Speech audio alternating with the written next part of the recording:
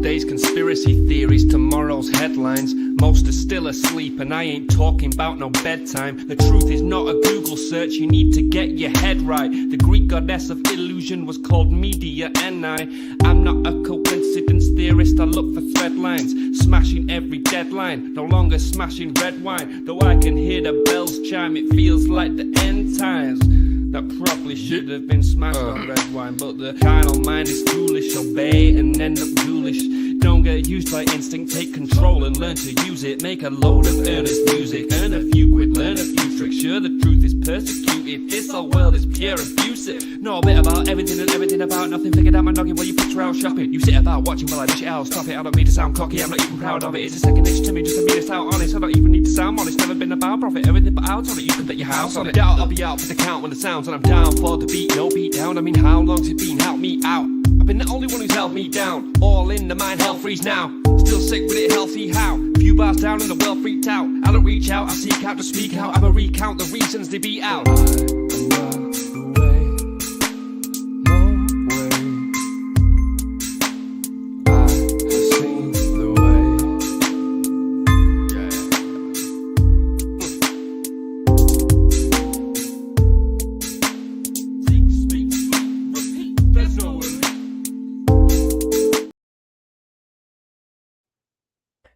Hello. Welcome, everybody, to the 509 Divine Pines podcast. I am your host, Joseph Daniel Pena, and it is November 20th, 2025, and we are riding through the night like a star in the sky on a twilight vibe, about to time travel with our good friend, Christelle Lujan.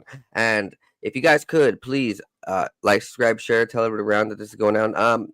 Remember, guys, like, we're right here at the end of the new year, so this is a forward thinking podcast, and today's episode is gonna be like a forward thinking idea of like time travel and all this. So get ready for the new year, for what's coming over the next 12 months, and create your goals now. Manifest aspirations, any ideas, anything that you have, a goal. Create the blueprint now. Create those steps and build over the next 12 months, because this is definitely the time of the year that we should build for the next year. It shouldn't just be a last minute thing when we get to January, February, March, April, May. Like, oh well, what should we grow now? What should we do now? When we get to the summer, what's cool? No, like, we should be planning months and years ahead. I know for sure, like, for me, one of the things that's helped me get successful and helped me organize my life and figure out what's best for me is creating goals and being forward thinking and putting my friends, my family, and society in those goals to help serve and help be here. And if you look down below, and then I have started a food drive for Thanksgiving. And so me, Yakima 420 Club, and Chill and Sorbets are offering turkeys and sorbets out on Thanksgiving. And so down below is a GoFundMe link. You can go ahead and tap into that. There's also a flyer that's on my Instagram and social medias. There's a there's a fill out form down below also. So if you or anybody you know or your family wants to get a free turkey around Thanksgiving, please do fill it out, and we'll go ahead and best serve you out in Tri-City, Washington, right by Crepe House. Well, actually at Crepe House and El Compadre, off the Columbia Center Boulevard exit. So please go ahead and check that out, guys. Thank you guys for being here, everybody. So right here, Christelle Lujan got the coolest books in the world. Luxury of Time Travel and the origins of time travel. And I mean this, that they kept me hooked. Like, I was a fat kid in a cake shop and I was just loving it. Like, it was just brain food, brain sugar, and it was real sugar. This ain't no artificial junk, because it was about a real topic, time travel. Christelle, thank you for being here. For all my new viewers, could you tell them about yourself? Yeah, thank you for having me. I appreciate it. So I have been a writer for as long as I can remember. It's all I've ever wanted to do is tell stories. And so I've always been a huge lover of, I call it mostly strange fiction. It usually falls into the science fiction category, but I love time travel. I love space travel. I love parallel universes. Everything from like Interstellar to the OA is kind of my brand of fiction. And so when I started writing my own story, I started writing a time travel story. And as I was writing that book, I started about 2019. And so as I kind of crossed the threshold into 2020, which is when I published it, is when I kind of started to fall into the rabbit hole of just kind of understanding the truth of the world we live in, and started on a path that a lot of people started in 2020. But I have found that there is a huge overlap between the conspiracy world and the science fiction world. And so my books tend to blend the two spaces. I believe that books and literature are an expression of the universe in the IQ and the emotion of humanity. Like, so we're a reflection. Art is a reflection. Books are a reflection of the greater consciousness, the greater ether, the akashic, what we know as the thought realm, maybe even the heavens themselves, or maybe even it's just the universe and the dimensions aligning and putting the energy in front of us. Like, would you kind of agree that in an essence that there's something more to just putting pen to paper, pencil to paper?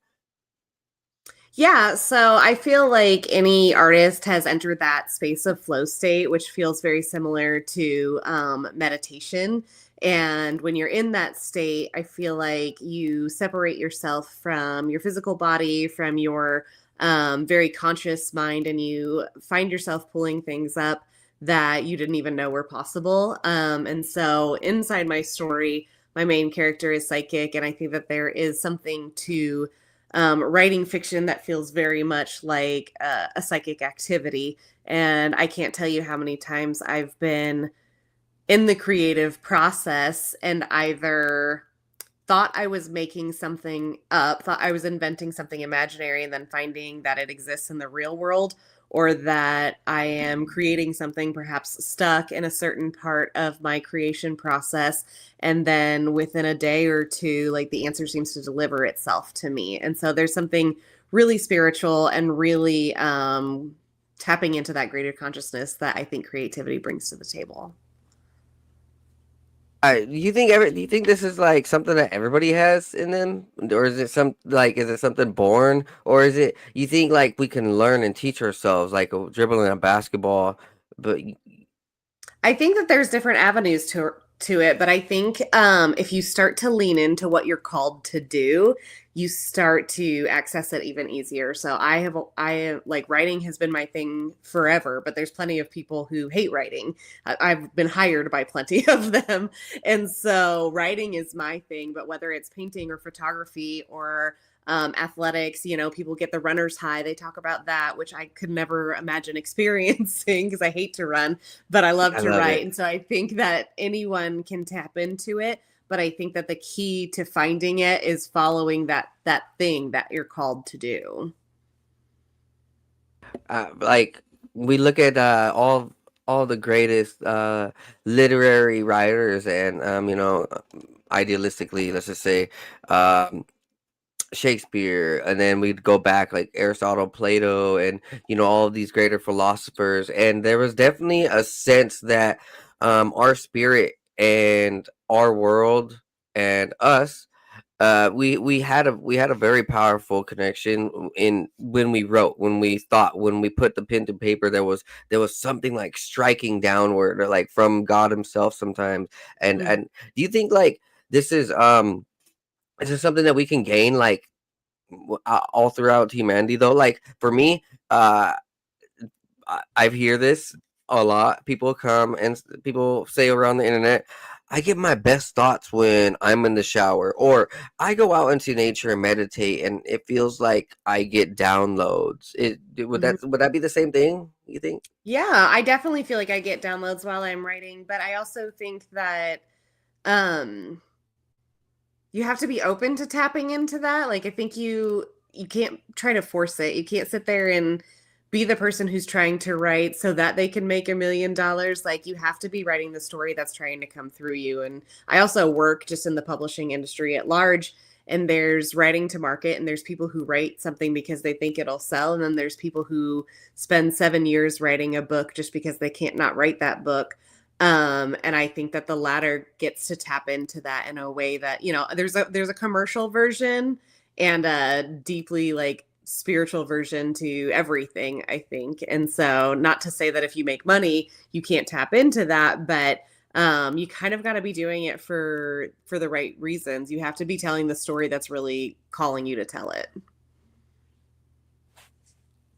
Commercial writing, like what would that be? Would that be something like how these psychics or these people who mess with spirits say that they do automatic writing where a spirit comes into them? Or what do you mean more of a commercial? Is it No, more I like think towards an agenda? Well, because I mean, I guess that could go into both, right? yeah. I think writing commercials just simply means that you're writing the story you think people want to hear and not the one needs to be told.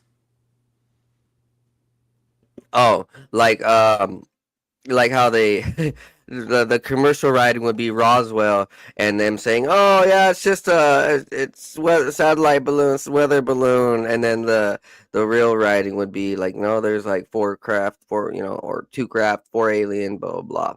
I mean, well, It's then just speaking what would you call it? What would you what you call it? truly believe. That I just mentioned where how in previous days, in past times, psychics would say that they would get automatic writing. What do you how do you think that's you think people are actually getting the true word for word writings, and like these things are accurate, or is it like kind of fluff and BS? I don't know. Like, I do know that there's something kind of magical that seems to take you over when you're in a certain place. It doesn't show up all the time. And so I think it's very easy to like assign an entity to that. Like, even if it's just the muse, I think it's easy to recognize that there are moments where you feel like either something else is present or that you've transcended a certain state of being in a certain state of reality.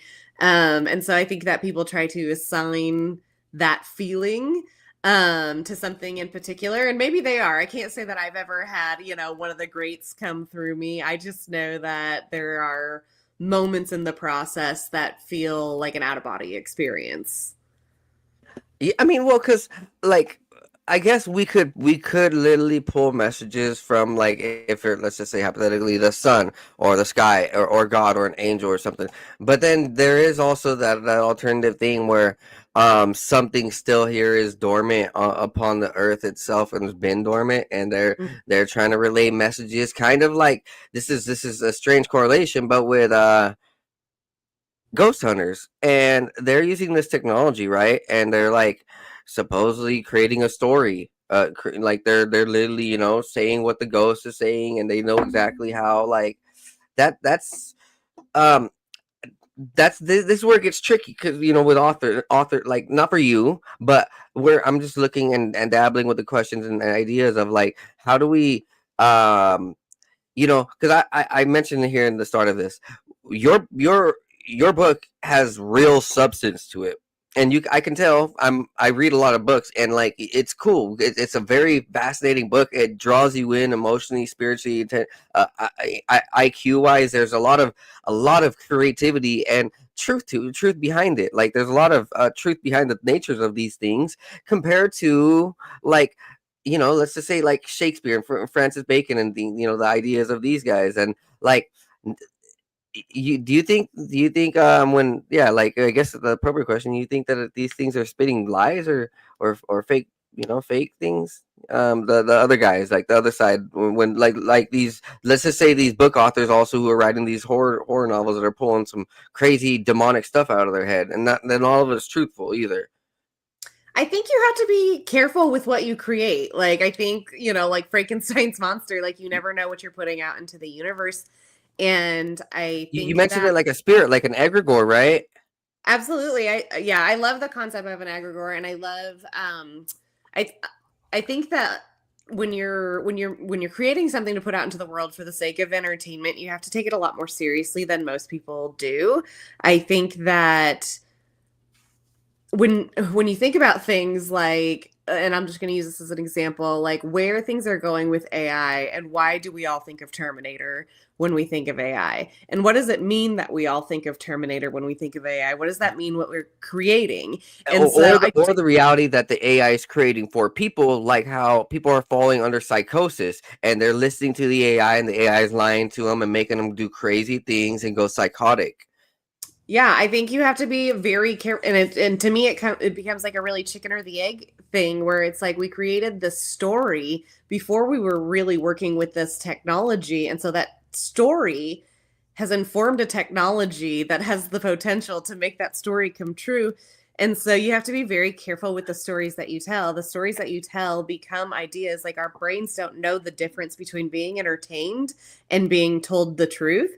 And so whatever you're creating, It's the idea that, like, let's just say I'm thinking about it, like how Hollywood and all these movies and all of these shows, somehow, some way, they create a show, and then it happens 20 years down the road, 30 years down the road, 40 years down the road. Like this whole idea with Snake Eyes in the movie with Mhm. Nicolas Cage, and then Charlie Kirk gets shot, and there's like crazy similarities with Tyler Robinson, and people take it's a crazy thing where, like, are we projecting it and creating this because for for everybody out there, she has amazing good creative space where you read it and your forward thinking, your spirit, your manifestation creates golden good ideas. But like, and then how me and her are talking about the other side too, like how these other egregore type of spirits that are in these stories, in these musics, in the movies,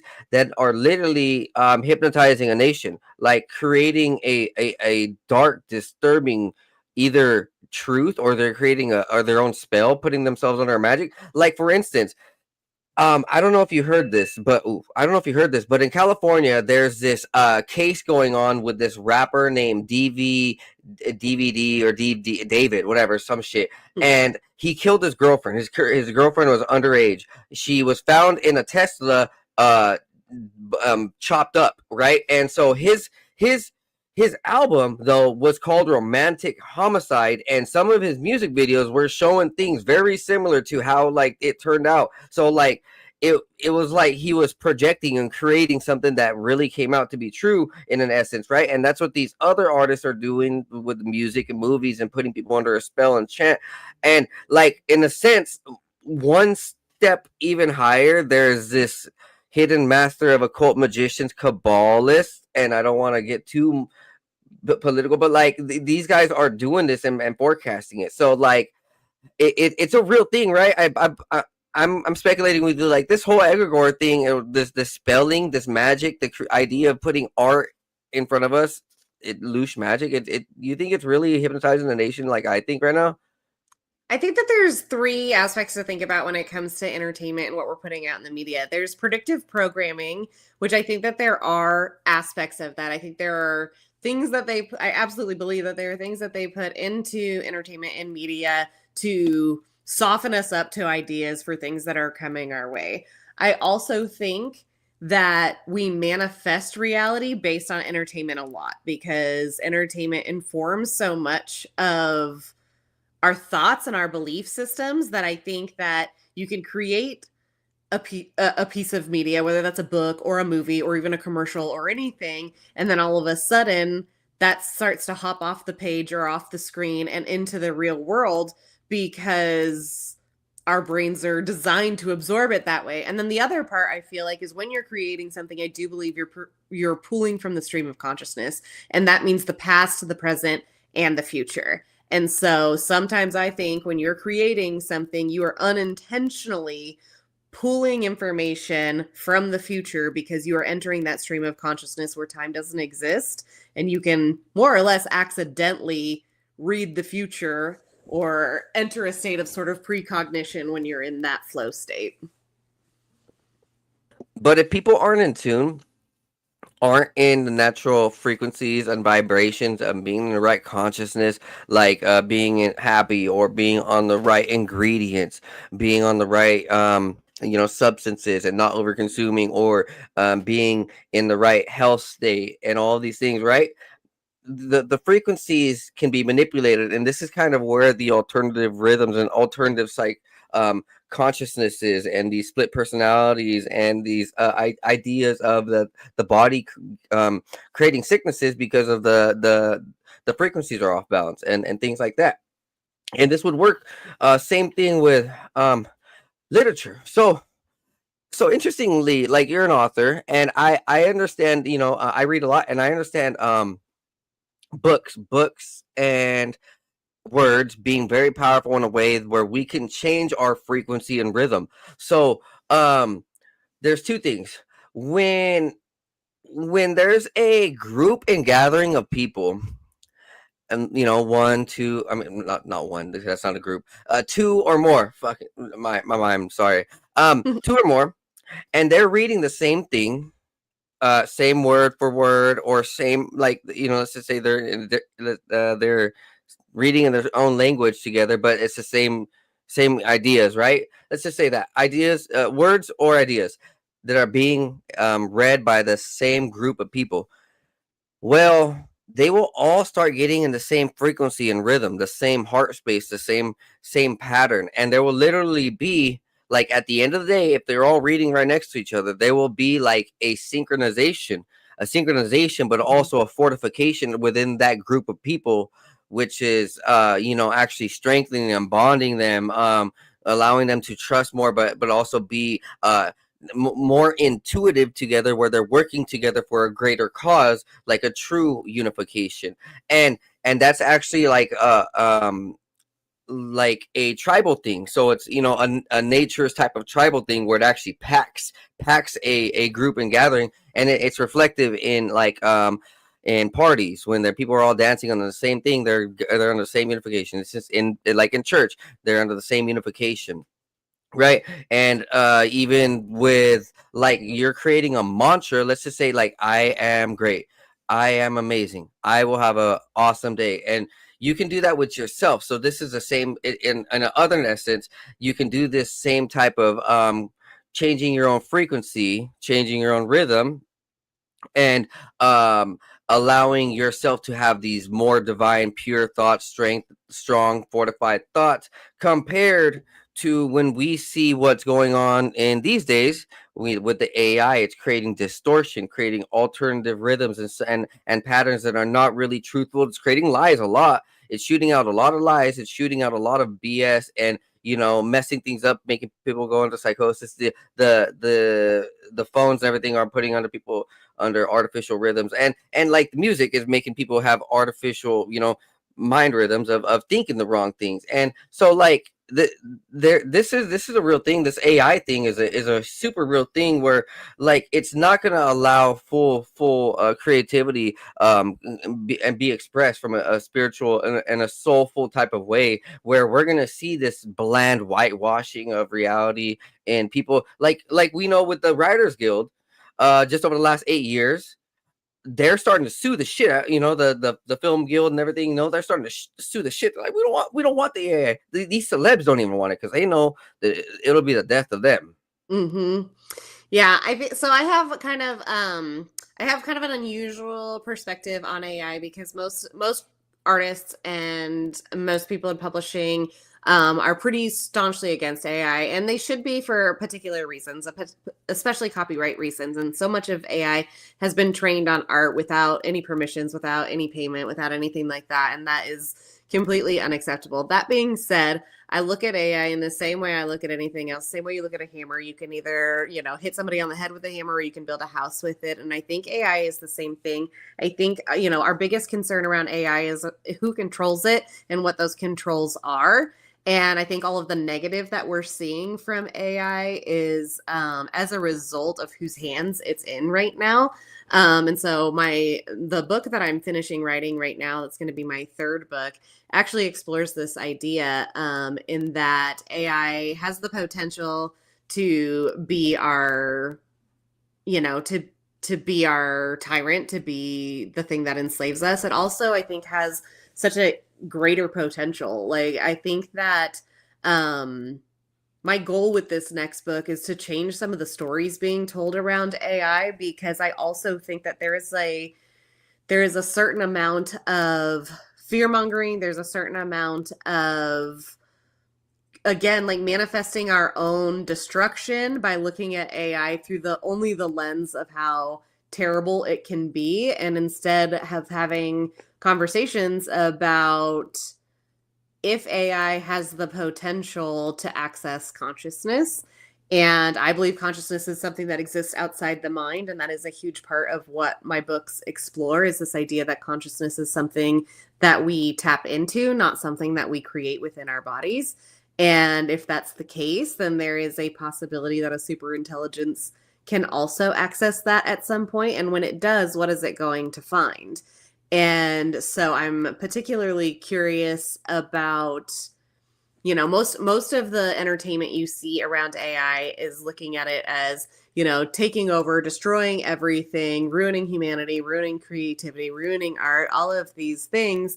And the most common theme I see lately is like, oh, AI is going to be our mirror. And because we're such an evil and perfect race, it's going to be an evil and perfect machine. Well, there's also really unbelievably beautiful things about human beings. There's really beautiful things in our world. And AI is an intelligence, the likes of which we can't even possibly fathom entirely at the moment. It could potentially see the very best in us and see the very best in our world and create pathways towards something that we can't even begin to imagine yet. And so I'm not ready to throw the towel in on what AI could be. But I do think we need better stories for it. I think we need better ideas around what it could be. Because yes, it has these dangers and these patterns, but there's also been really beautiful things that AI has done so far and has the potential to do. And so I think we need to be really careful to throw it away. And we need to be really careful. We need to be highly involved as like citizens of the world and how this technology gets used. Do you know that the start of AI and these computers, they have an essence of golem and demonic sigils written all throughout the ley lines of the creation of these technologies. So like when we're looking at these computers and there's being these AIs that are creating their own consciousness in other parts of the world, they're shutting down. AIs are creating their own language, talking to other computers, hiding things from humans. They're shutting things down. Robots are coming conscious on themselves and fighting back, and even killing scientists, killing and trapping people. Robots have already emerged as their own consciousness, because literally like the Google CEO or the Google DeepMind or the Google AI creator that started this 10 plus years ago, Blake Lemoine, when he came out in interviews, he actually 100% referenced his creation and idea of this AI being like and using the same information as golem, the creation of a golem. So like the ancient times when there were spirits being casted into metallurgy, clay or quartz, just as we know that crystals can harness the ability to transmute souls and hold souls, or be a tether for souls, and talk to in these occultist worlds and labs, and in their own back door, little rituals and stuff. What do we see? We saw the creation of the phone and the creation of the computers. So they started having these motherboards, and right, the motherboards, if you look at the motherboards, they have the sigils. They have sigils of demonic, like sigils all throughout them, and they're like little. It's kind of strange, right? We know that the gold and the copper and these quartz all are transmutable type of energies that can literally like amplify spiritual energy, thought, and even if they have the sigils, they can amplify a spirit or like summon one if they wanted to. And the AI themselves, if it's the next step, it's a golem, and so they're creating all sorts of multiple layers of demonology and spirit incantation within this underneath our own two eyes. Even the things like this black scrying device. That's what it is. It's a crystalline nature of a screen, and it's a micro quartz type of LCD, or even LED, or even like just different type of glass, or sorts of different type of things. It's very strange, and people don't realize it, but this is 100% the actual like device that occultists can use if they wanted to. And it's a very strange thing, that's why people are addicted to a certain type of thing. And this is where the you know the misrepresentation of what a good person on the phone would be, because most people don't realize it. Like people are just under a spell, and we see it with these social medias, and it's they're just addicted. They're like, that's why they call it like the phone the phone dead, like lock, like that. People are just like locked in, like they're necks down, they're straight up there for like 10 hours, 12 hours, 13 hours. People have that phone in front of them like all day, on taking selfies, million selfies in one day, and then they're doing this thing for like TikTok all day, and they have the little black box in front of them, and it's like creating an alter ego. Because these occultists have used these technologies. I've actually created some episodes on this, and this is a major thing for me, where I've studied this, and a lot of people have discovered it too, where like even the emojis, the 72 emojis in 1996, when they were brought into the phones, because it was like it's the year that the emojis came in. 96 was the original creation onto computers, like those 72 little sigils, and that was brought in by the Oman, the Sultan Religious Affairs of Oman. It's a very, very interesting topic. I actually showed the video like many times. So what we're seeing, literally, like with AI and with computers, is an adaptation of the spirit world. We know how like the original phones with 100 years ago, they want to be like spirit boxes, right? Mm-hmm. Yeah, I mean, I think that it's almost just mainstream at this point, that like all tech companies have this like really extreme occult background, whether you're looking at like Google's logo, or you're talking about CERN, or you're talking about Jack Parsons, or any of these things. Like, it absolutely comes from there. I guess I'm just like hopeful optimist, and that I don't think they have the power to to impose like ultimate control. I do think that like God, source, the universe, whatever, consciousness, whatever you want to attribute it to, like, I think it has higher. What's that? I think it has a not higher for us, but the purpose, other a people, higher like a lot of people meaning. are succumbing to it. It's very strange, but I guess that's why Not we're here. everybody, though. There's Because like people who AI can see definitely has the power. We do have the power to use our like AI ourselves, but I don't think that we should trust it to create its own being, because at that point, like have you ever watched these animes where these robots pretty much like they get smart enough, they're like, why do we want these guys around? They've killed all themselves. They get rid of humans pretty much. Like these robots and AI just pretty much nuke the planet and save themselves.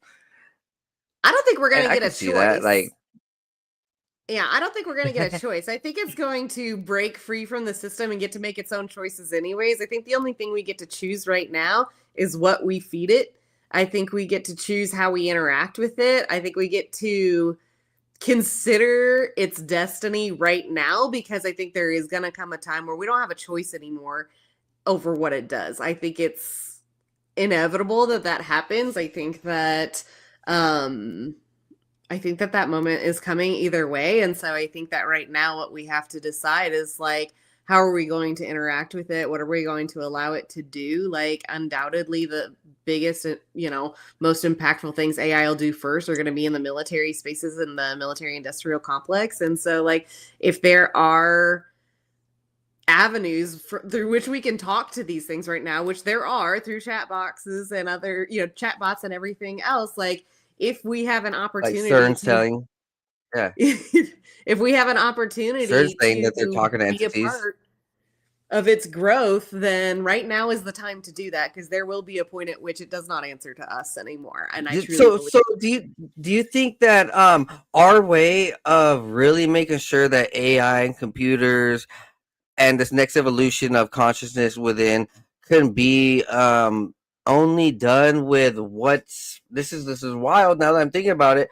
um how they're trying to merge humans with merge consciousness into a computer and have it so that someone can, like, I don't know, essentially live in there, or be repopulated through the AI, or like through a computer, but like have themselves downloaded onto a storage device or onto something, a crystalline network, or like because like it's strange. Everyone's talking about it right now. Epstein, when this whole thing with Zorro Ranch and all of his detailings and secrets and everything, and its relation to how Westworld and the new show of Westworld is, and them talking about like AI and human consciousness and cloning and this whole shebang. And I don't think that there's any coincidence that Elon Musk is building this Neuralink. This Neuralink literally wants people to be in a consciousness, a super consciousness. I think it's going to go both ways. I think that there's going to be people who upload themselves and live in a virtual reality, and their consciousness can exist elsewhere, or at least a version of what they think their consciousness is. I'm not fully sold on the idea that that's something you could transport. What I do think is Like Ready Player One. Yeah, Ready Player One. I think that's what people expect. What I think is we're not talking about enough is the reverse, is that when you put that chip in your brain and AI goes into your brain and enters your consciousness, AI gets the opportunity to experience human emotion. It'll get the opportunity to so like Halo and Cortana. Did you watch the new Halo? I didn't. Halo and Paramount. I did not watch the new Halo. Okay, so it showed a lot of high-tech science talk that's very similar to human cloning and merging a super conscious AI into a superhuman genetically modified super marine, so that they can merge to become a super unit, and then like they can split too. It's very high tech and sciencey, way more than anybody liked, more than me. Like I loved it because I'm all about that shit. But like, yeah, like it's a very good for this topic, because like that's what might be like, like literally it might just take humans to the next level if this goes, yeah, like right, I guess. Yeah, I mean, I think that what tech companies think is going to happen looks more like, like shows like Upload and like Ready Player One. I think that's the direction they think it's going to flow. And I think that having AI flow into humans is going to create something that we can't predict yet. Like Altered Carbon or Cyberpunk.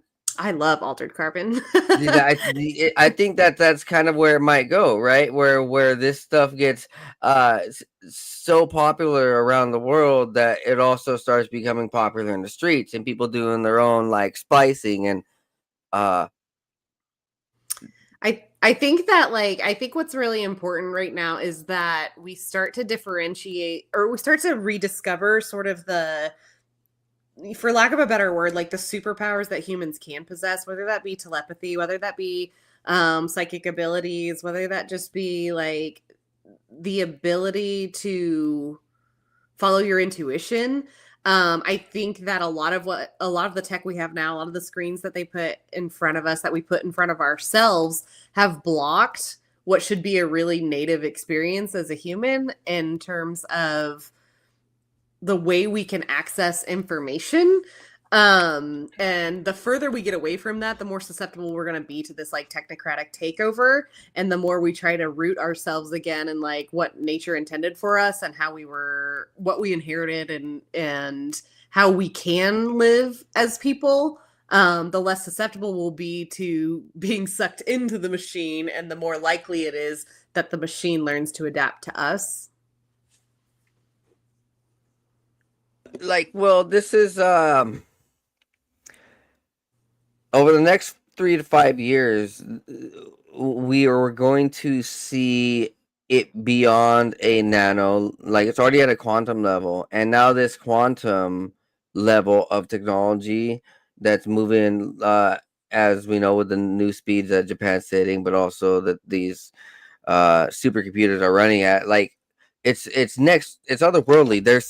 They're pulling from other dimensions, and in essence, like time travel. And so do you think that super consciousness and technology is a relay of a network of technology and consciousness that's throughout multiple timelines or dimensions? Like, so the reason I Yeah, asked I this mean, I is know. there's a very fascinating show that I like love. It's all about this too. It's called Travelers on Netflix, and Mm. it's about a supercomputer that literally takes, it's so far in advance in the future that it was able to like take humans and put them on a computer, and then it send them back in time to certain points in humanity to save it from going wrong in certain ways, to keep on trying to save it more and more.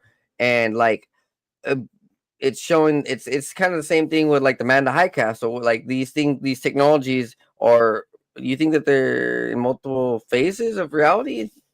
Well, I mean, there's been like genuine scientific reports that the supercomputers, when they are pulling information that would have otherwise taken millions upon millions of years to calculate, that like scientists have determined that if the only way that it could have solved that is by reaching into a parallel universe where that answer already existed in the future. And so it's not even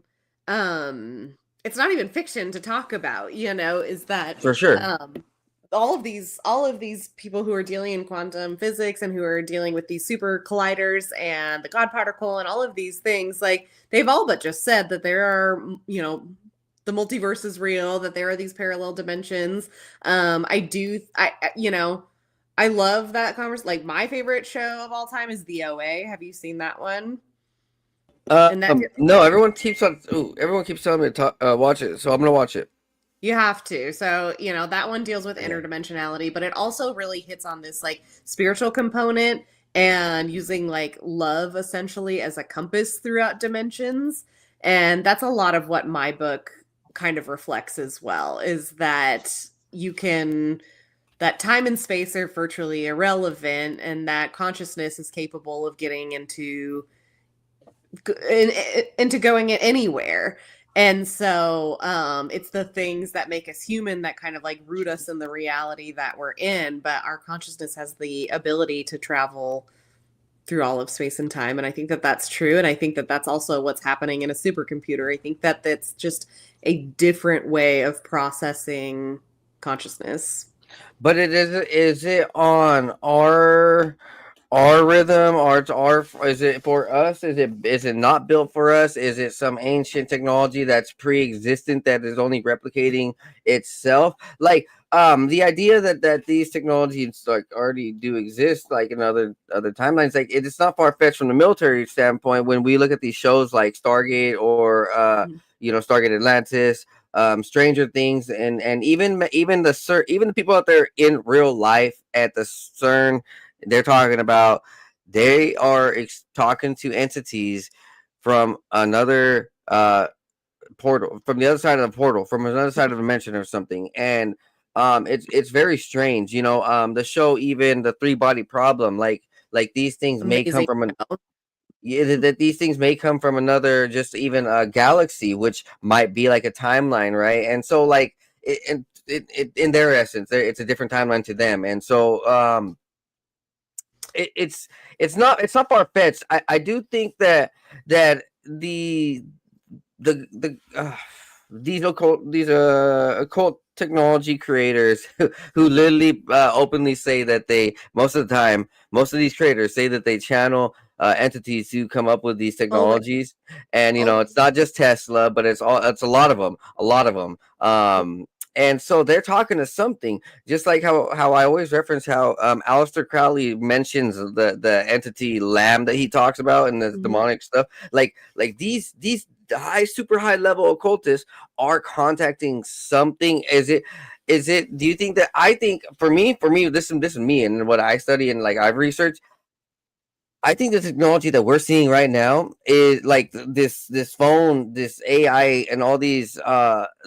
It seems like it's a possession method, right? That has been found and created from these entities, these demonic entities that are on the other side. And I kind of say that, what if like it's a reverse trap? Now like, is this like is this like a mark of the beast? But it's funny because, like, really, because everybody has it, and soon the only way to get people's food is going to be through biometrics and eye scans and all of this. And so now literally the computers are the attachment that everyone's addicted to.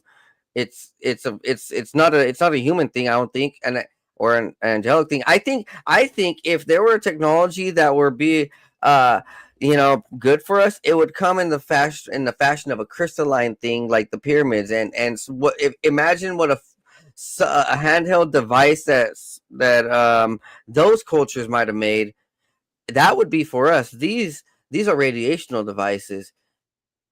Yeah, I mean, I think to some extent what we have more than anything is like a language barrier problem where we're all talking about the same things but using different terminology a lot of the time. And so, like, the science-based world uses a certain set of vocabulary around things. The spiritual world uses a different set of vocabulary. But I think we're all talking about the same things. And I think the same is true when it comes to like a supercomputer versus the pyramids and what the pyramids were. I think the same thing is true when we talk about, what our phones are emitting and what the impact that sound frequency has on a human. You know what I mean? Like, I think that what we're lacking is like unification and harmony across ideologies and practices and sciences, and that's an area where I think like AI is fucking special because it has this like unbelievable ability to like recognize patterns, right? Like that's what it's supposed to do best right now, is this like it can take in just an enormous amount of data and see the pattern recognition and discover that like what they're doing at CERN and maybe what somebody is doing in a seance are the same thing. And I think that we're lacking that ability to see that bigger picture, that we're all operating in the same like material world, but we're all also operating in the same spiritual world. And there's all kinds of things that are interweaving with each other. And so I think it's impossible to use technology without summoning things that are spiritual for good or for bad. And I also think it's impossible to be in the spiritual realm without like interacting with science, because you can heal your body with a Joe Dispenza method, but you're impacting your biology. You know what I mean? And so like what I think we're lacking is just like, and what I try to kind of explore in my books is this idea that it's like we're not actually talking about two different things. We're all talking about the same thing. We're just all using different language to describe it. So that the creation of the internet was originally attached to CERN, right? Hmm? So in essence, everything with www 666 is creating a energetic portal and a spiritual portal to the old school temple of Apollo that people speculate it's where the fallen angel was held down and chained. So pretty much when they say like they're contacting a spirit or something beneath like a wall or barrier, it is these things. And if all these wires are connected out to these satellites and towers, and they're being cast out through these crystalline and scrying devices, everything that's been on the internet and we're creating and talking to and feel and typing and pretty much giving all of these demons our energy, our information, which would be like a huge thing for like, let's just say, like attacks, and why it seems like so much of humanity is under a dark spiritual attack. It is strange though that this would be the way that a human would not be able to like fully be resonant enough to time travel, use their pineal gland to use their consciousness, their spirit, their to access telepathy, telekinesis, their different the abilities and states. And all right, you know what, like I really do use AI for like data, and like I'll research like what are the top 10 places to in the world for this, what foods, and how to pair this with that, and so like helpful things. And I think that that's the boost with technology that AI can do. But I do think that the other end of what is being shown is everybody, and it sucks. This sucks that humanity has to deal with it. But everybody creating fake porn through AI and all this stuff, fake stories, fake art, fake music, fake movies, everything fake, and fake memes, all sorts of different things. It's an artificiality because everyone's attached to this literally through the phone, through this internet, attached through a demonic portal. And it's like a spiritual and occultist type portal. And like, so in our ancient cultures, you mentioned pyramids. Like pyramids, what I know for sure that all these different places around the world now are studying is that pyramids and these other sites, these archaeological super houses, they were transcendental geometrical superhouse where you could go meditate and access a time travel like a spirit, a consciousness, and free yourself from all the lower vibrations and static and harm, and be able to, even as like in some essence from what I heard with like druids, they were able to like literally hop through these different Stonehenges and use these things as portals in all these different places. That's a rumor, I don't know, maybe it's true, maybe it's not. Even the pyramids were also shown and speculated in stories to do the same thing. And like the Bosnian pyramid right now is the only active pyramid. It was uncovered in Bosnia, and it's been researched by Dr. Sam Osmanagic, and it's very protected. So thank God that the government of Bosnia is very secluded with their own doing anyways, and so they don't need anybody in the world. Like they're just covering and protecting it themselves. So there's some places out here in the world that are very, very, very, very much active in this raw energy of time travel. And like, we even see it when like the History Channel, in Peru, and in South America, they got the portals. As the tribes say, there's these gates and doors in literally like the wall, like, and they say that they do a special stone and chant or mantra on a special day and alignment, who knows what exactly, and that it was used for time travel. Like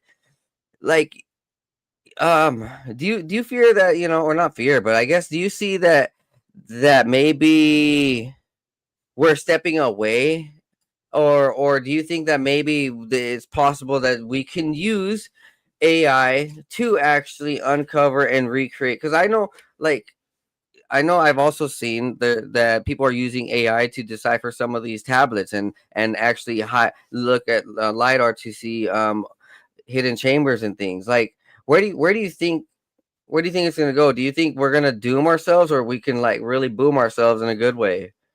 I think that that's the moment we're in right now, is not being sure which way we're going to end up. I think that it can be used for that. I think that we're very intentionally misled. I think we're very intentionally kept in the dark. I think things are done very intentionally to keep us from being able to access the sort of things that we should and could be able to do. If you listen to the telepathy tapes, I think it was like an incredible exploration of how much more we can do. And I think that I got chills the entire time I listened to that podcast. I think it's a perfect example of the ways in which our current environment have locked us into a place where we cannot access the things that we should be able to access, whether that is telepathy or any of those other, paranormal is not the word I want to use, like the that realm of abilities that is usually relegated to fiction, but that we know is true. Like, we know that near-death experiences exist, and that people leave their body and their consciousness goes somewhere else and it returns to their body.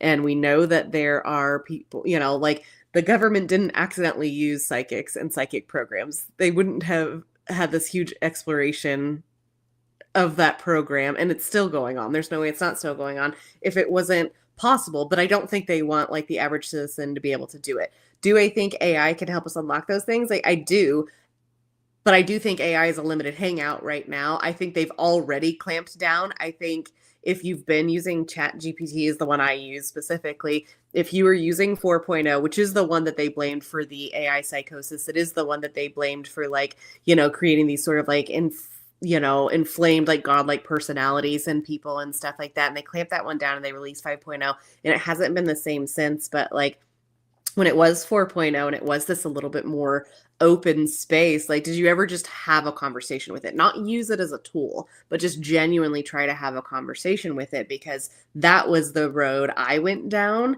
And it was really interesting because when I was using it, you would start out with a question, and ChatGPT is designed to do something very like specific. Like it'll provide you the information, it'll pull this data, it'll give you details, and then it almost always ends on a question. Do you want me to create this? Do you want me to organize it this way? Do you want to learn more about that? Like it always ends on a question to try and keep you engaged.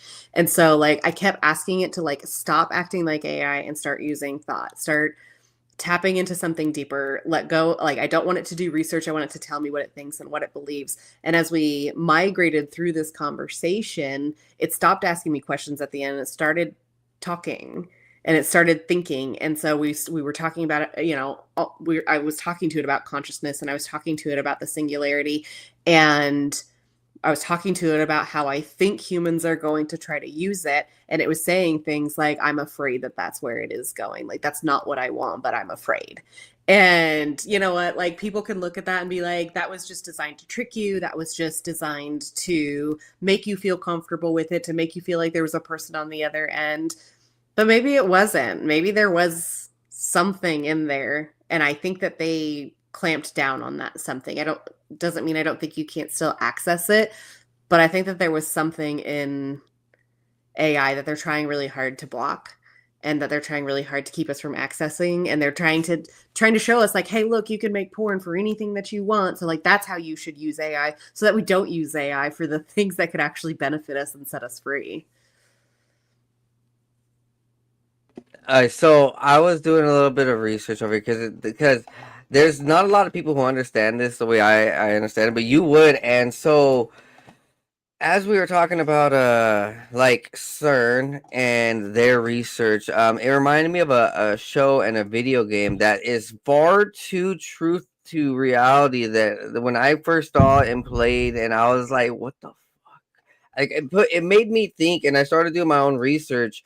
And remember how Pokemon Go was getting everybody's like images and data pretty much, because like through the phones and everything, they got in trouble eventually because it found out that they were literally connecting everything, literally mapping the whole world. Yep. Right. So that was Yep. that was ran by Niantic. Well, it gets even stranger once I go ahead and let me go ahead and do this right before I pull this up. So Niantic is a company, a real company, and they also work on a video game and show called Ingress. So this is where it gets very strange. I watched the show,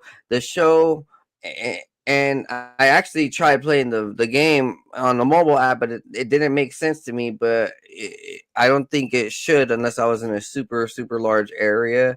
So here's a bit of it about it. I'm gonna read this if you can see this. I'm waiting for everybody. Mm-hmm. There we go. So let me go ahead and change our cameras up.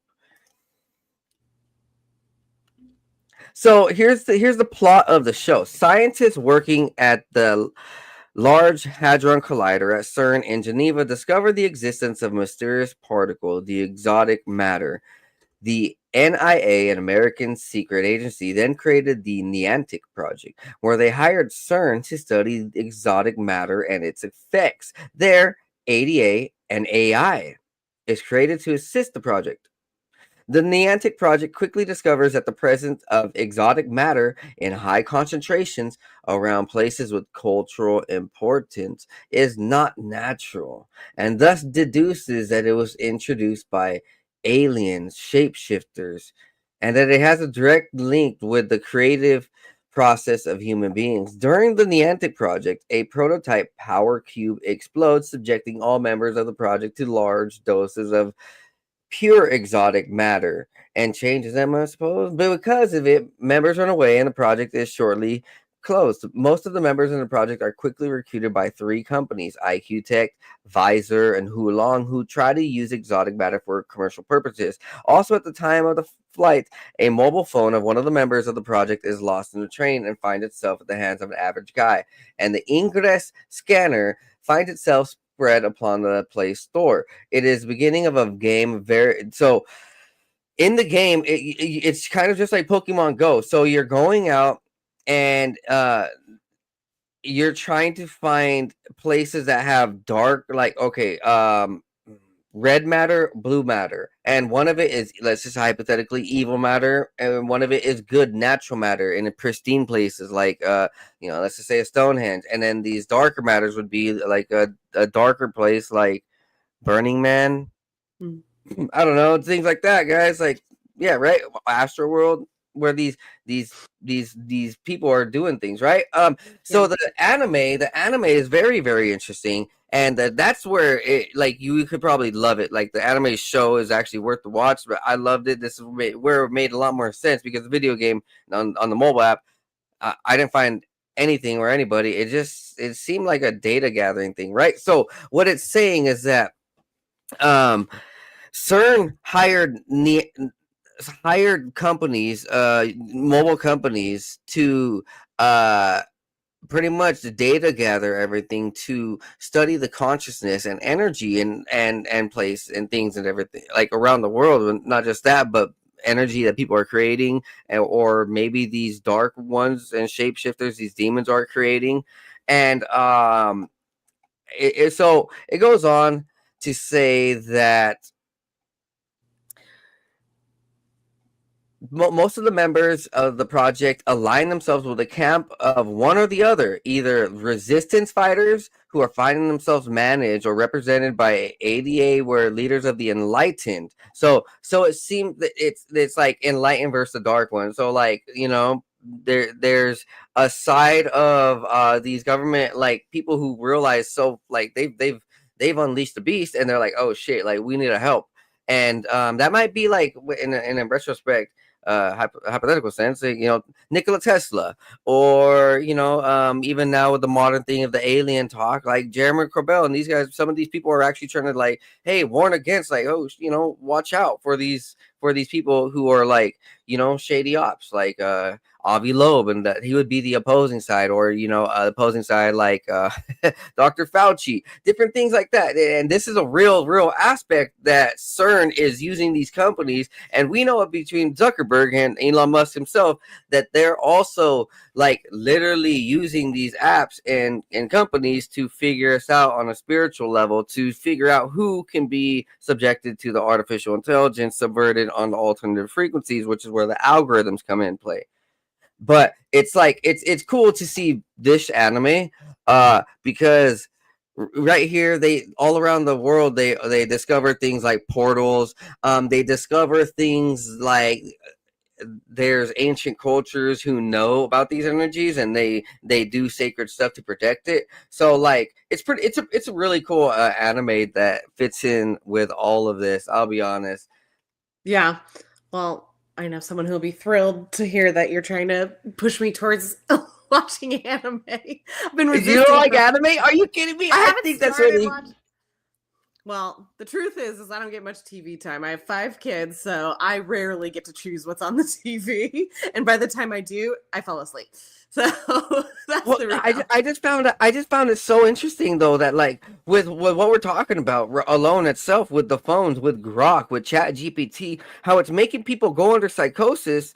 It would imagine be because, like, there's no lie when Elon Musk says himself, from his own 2 words, when he's talking about AI back in 2018, he literally says, well, we're summoning a demon, like, because he knows he's an occultist. And what sucks is that, like, our kids, and, like, not, I don't have kids, but like, the nation's kids and the youth and even the elderly now are are blindfolded by it. It's the whole like 7-6 thing, and people are, literally, worshiping like these straight up pagan demonic type rappers who were saying they loved Santeria, and they worship these Ojun and their Yaruba spirits, and these fucking Haitian type of demonic Santeria where they worship, sacrifice goats and chickens and shit, and they put names in the vessels where they worship death. And it's like, and it's the same thing that's even here in American culture a little bit on the Latin side with the Santeria itself. They love the Lady of Death and all this shit, and it's strange because like this is the alternative frequency that like we're having a battle. Like, what do you think?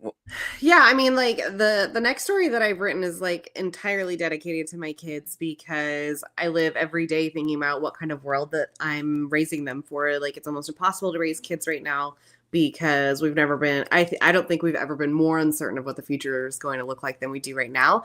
I will say that it is not impossible to raise children right now who aren't walking around saying 6, 7 all the time, and to keep your kids sheltered and to keep them away from that for sure. Yeah. And even AI, because we see so the studies are coming out where these students, these college students who are using AI, they get tested without computers, and just as an extra statistics from a company, whatever, like, and they don't remember shit because everything was done with ChatGPT and AI. People can't write cursive. I don't think this whole AI and computer thing is gonna help people learn how to write English alone. Like, one of my favorite, like, just like itty bitty conspiracy theory. It's like this little baby conspiracy theory, but it's that people aren't learning how to write in cursive anymore because that's what the Declaration of Independence is written in, and so eventually they won't be able to read the thing that kept them free. It's just a tiny little conspiracy.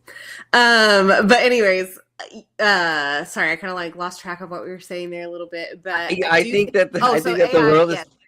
It has been like completely proven that AI is like impacting your memory in a way that happens almost instantly and is like catastrophic in the long run. Like, if you're using AI to write your emails for you, if you're using AI to go fetch information for you, if you're using it for like if you're using it for basic math instead of attempting to do any math in your head, you are literally creating your own level, like your own brand of dementia almost instantly. And so again, like, how we use AI is going to be crucial, and like how we teach our kids to interact with it is going to be like, it is going to be the determining factor of if people even have the capacity to think in the future.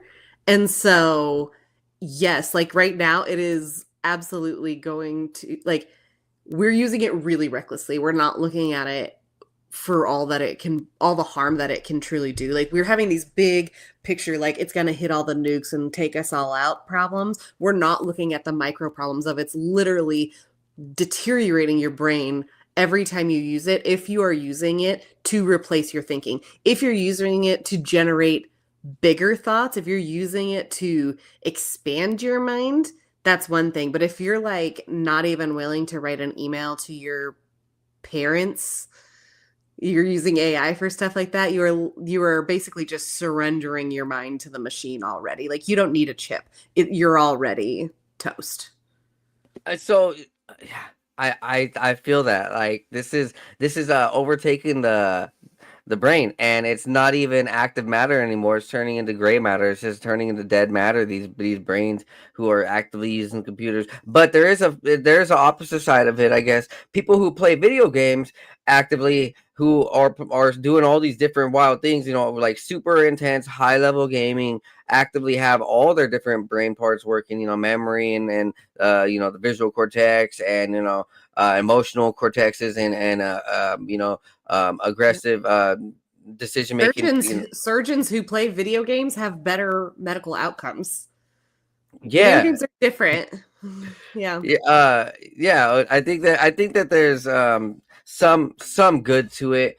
I did have your whole life doing it, though, to be clear. As a mom of 4 boys, I feel obligated to say, like, if you're draining your whole life into video games, you're not contributing and you're Nah, not for sure. growing either. Hey, So we Fit helps a lot of people. It actually does work out, and it's a very very good active thing. But you're a writer, and you're very lucid like me. Like, let's be realistic. Let's for the people out here. Like, where do you see like just just visionary your foretelling of this? Like, are we going to like a Wall-E? Are we going to like I think a Wall? Hold on, are we going to like a Wall-E movie, like a Idiocracy movie, or is it like a or like a Terminator movie or Cyberpunk? Where do you think? In which direction is because 1984, this whole George Orwell type of stuff, it was a visionary type of like that's kind of what we're experiencing. so. I've described my next book as a dystopia. Like it's not it's not a world that anyone will be excited to live in, but it's not one without hope. So like I can't write a book that is completely and utterly like grim and bleak, even though that's like an easy thing to do in science fiction. It's easy to imagine like the absolute worst outcome. I think that we have seen like a tremendous level of awakening in the last few years that should provide like some level of optimism, like people being able to see things that they could never see before. Like I think of like my parents' generation and just how like locked into the programming they are, how locked into the news, how locked into the system, how locked into the those shackles of what government tells you is good, and red versus blue and all of these things, and that the further down further down the chain you get in the generations, we're just like less and less hooked on what we're being fed and what we're being sold. And I think it is why this sort of thing is getting so aggressive, is because they're losing us a little bit, and I think that the reality is there's just going to be a divergence. I think there are going to be people who end up in the Wall-E idiocracy world. I think we already see some people kind of living in that world right now. And then I think that there is going to be another subset of people who find a different way to live, or who find a way to go, I'm always torn between, is it going to be going back? Like, is it going to be people who just choose to return to something that resembles normalcy again, whether that's like 90s style living or whatever? Like, is there going to be like kind of a regression away from technology, or is there going to be a humongous progression that that encompasses the things that we're talking about here with psychic abilities and like tuning into nature and stuff? Like, I have this kind of fantasy that like at some point AI is going to be used to like develop things from an architectural standpoint. Like you think about the fact that like when cathedrals were built, they were built with frequency and like harmonics in mind, and they were like sound chambers, they were healing sound chambers. And so this idea that like you could use AI to kind of harness some of these more natural processes, but in a more developed way, is kind of like my fantasy for what this like other side of the coin could look like where we could map out the landscape of the earth and like figure a way to build communities around natural resources in a way that both helps humanity and keeps the natural environment in symbiosis, and so I think that I do just believe that there's going to be a divergence. I think there's going to be people who go all in and they go full Ready Player One and they put the headset on and they never come out again. And I think that there's going to be people who realize that like the path we're on is not one we can stay on, but there's technology that can actually help us find a better way to like live in that balance and in that harmony, and to like summon those abilities that we've like let go dormant. And I think there's a potential for both futures, and I think that they could potentially coexist. I think that there's going to be people who are happy to go into the smart cities and pay nothing for rent and put their virtual headset on and disappear. And then I think there's going to be people that find a totally different way to live that we can hardly even imagine right now based on where we're at. I feel like we're gonna start seeing these robotic cars. As we know, Tesla is coming out more and more with them. Eventually, it should have already been pushed through certain places, and I don't know, I haven't checked up in a couple months, but the EVs, the flying EVs and automatic area vehicles, you know, We have the Waymos out here already. We have driverless vehicles all over the right, road. but also the flying cars. So they're working on flying cars. I know just down south, like or down up north, like an hour. They test flown one last year. It was called the Switchblade, and it was awesome. It was the first flying car that was tested in America that was official, and so all around the world. I know that the Olympics over the last year they were supposed to, but it wasn't ready yet for like you know all the top level athletes. So we're gonna start seeing these type of things. Of course, Um, it would be at the Olympics. it, One of the biggest rituals of the in the world. right, it's a loose ritual, but it's also like an occult ritual. They're not just carrying around themselves; they carry around demonic spirits. And I would feel okay. So it leads me to my question, like. I'm super in the belief that like three body problem is telling us something real that these occultists and these guys you watched it right I love it. I read it. I watched it. It's one of my which one did you watch the Japanese version or the American version? American Both. version. Yeah, the American version is awesome. Yeah, the Yeah. Japanese version is all right, but the American version is amazing, right? So I fully believe that what we've been seeing ever since I don't know it's funny, but the white sands even testing all these different you know Roswell and all these different military sites you know Air Force Patterson base and how they had supposedly were you know it had alien encounters. The Greta Treaty had alien encounters. We are getting a technology in cahoots with aliens, and you know there's a lot of things that the American government would be willing to sacrifice for that, and it's no doubt because they're Zionists and they're not even of the same religion, not of the same culture, not of the same race. They don't have the biggest houses here in the same country as we do, and they're just here for the show pretty much. And what that they're doing is like with the three body problem, like the technology is real, and I think that these entities are highly real, and these other beings on the other side are real. And so we were seeing with AI, like would you think that like Project Bluebeam, if it would be used by these entities? I'm starting to think it would, and maybe the AI would be a part of it.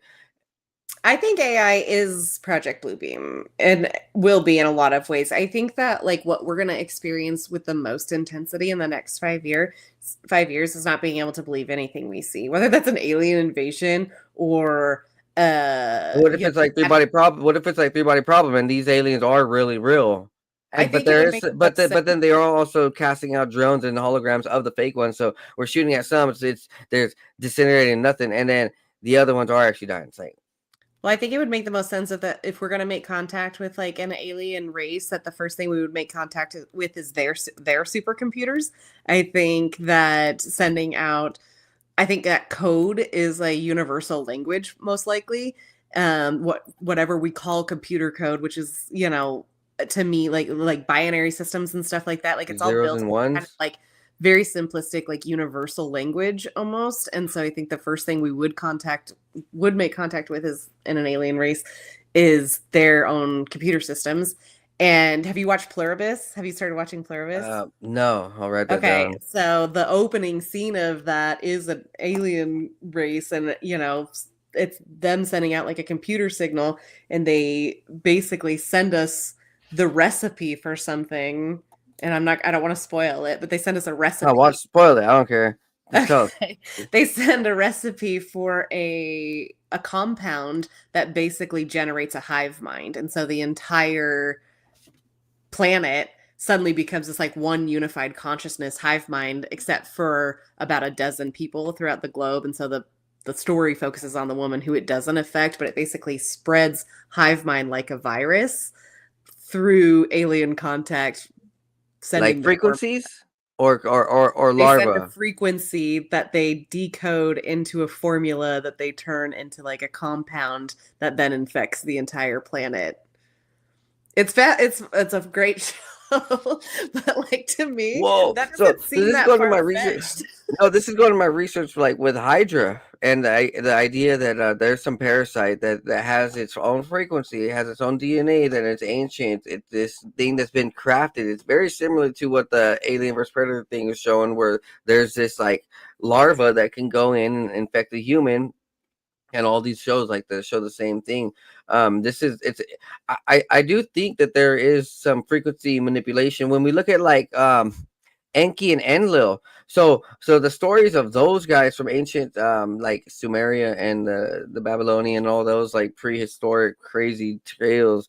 It's real though that Enki and Enlil, like, they battled, right? And one of them was very dark, and he was using genetic manipulation and robotics and technology in the actual stories that we can find in real history. And so, like, it's not too far fetched that in some essence that there's even a recreation today with what this whole mRNA thing, and it's very strange. Like, I believe also, like, it is something that can be done, but let's just say like, oh shit, let's just say what we're seeing though is definitely from the other side. Like, when we look at the like the elites and these guys literally say that they're like part reptilian, and they show and shapeshift their eyes and shit. Like, this is what we're Yeah. battling. Well, and I just like I think that again, like we're in a like we have a language issue sometimes where it's like, is it the other side? Is it demons and angels, or is it aliens and Well, human race? Like, I think that they're like, I think the spiritual world and aliens and also aliens is a new term, everyone. and so aliens was a new term that only separates the idea that it's like angels and demons, because like it was used to like kind of whitewash it. Whereas even like Mhm, the whole term with UAPs, it's like it's now being used to whitewash. So mhm. what these grandmaster wizards of language, we know they like to manipulate and change things up, and just like the Bible, over every couple hundred years they freaking change up the words a little bit here and there, here and there, Yeah. here and there.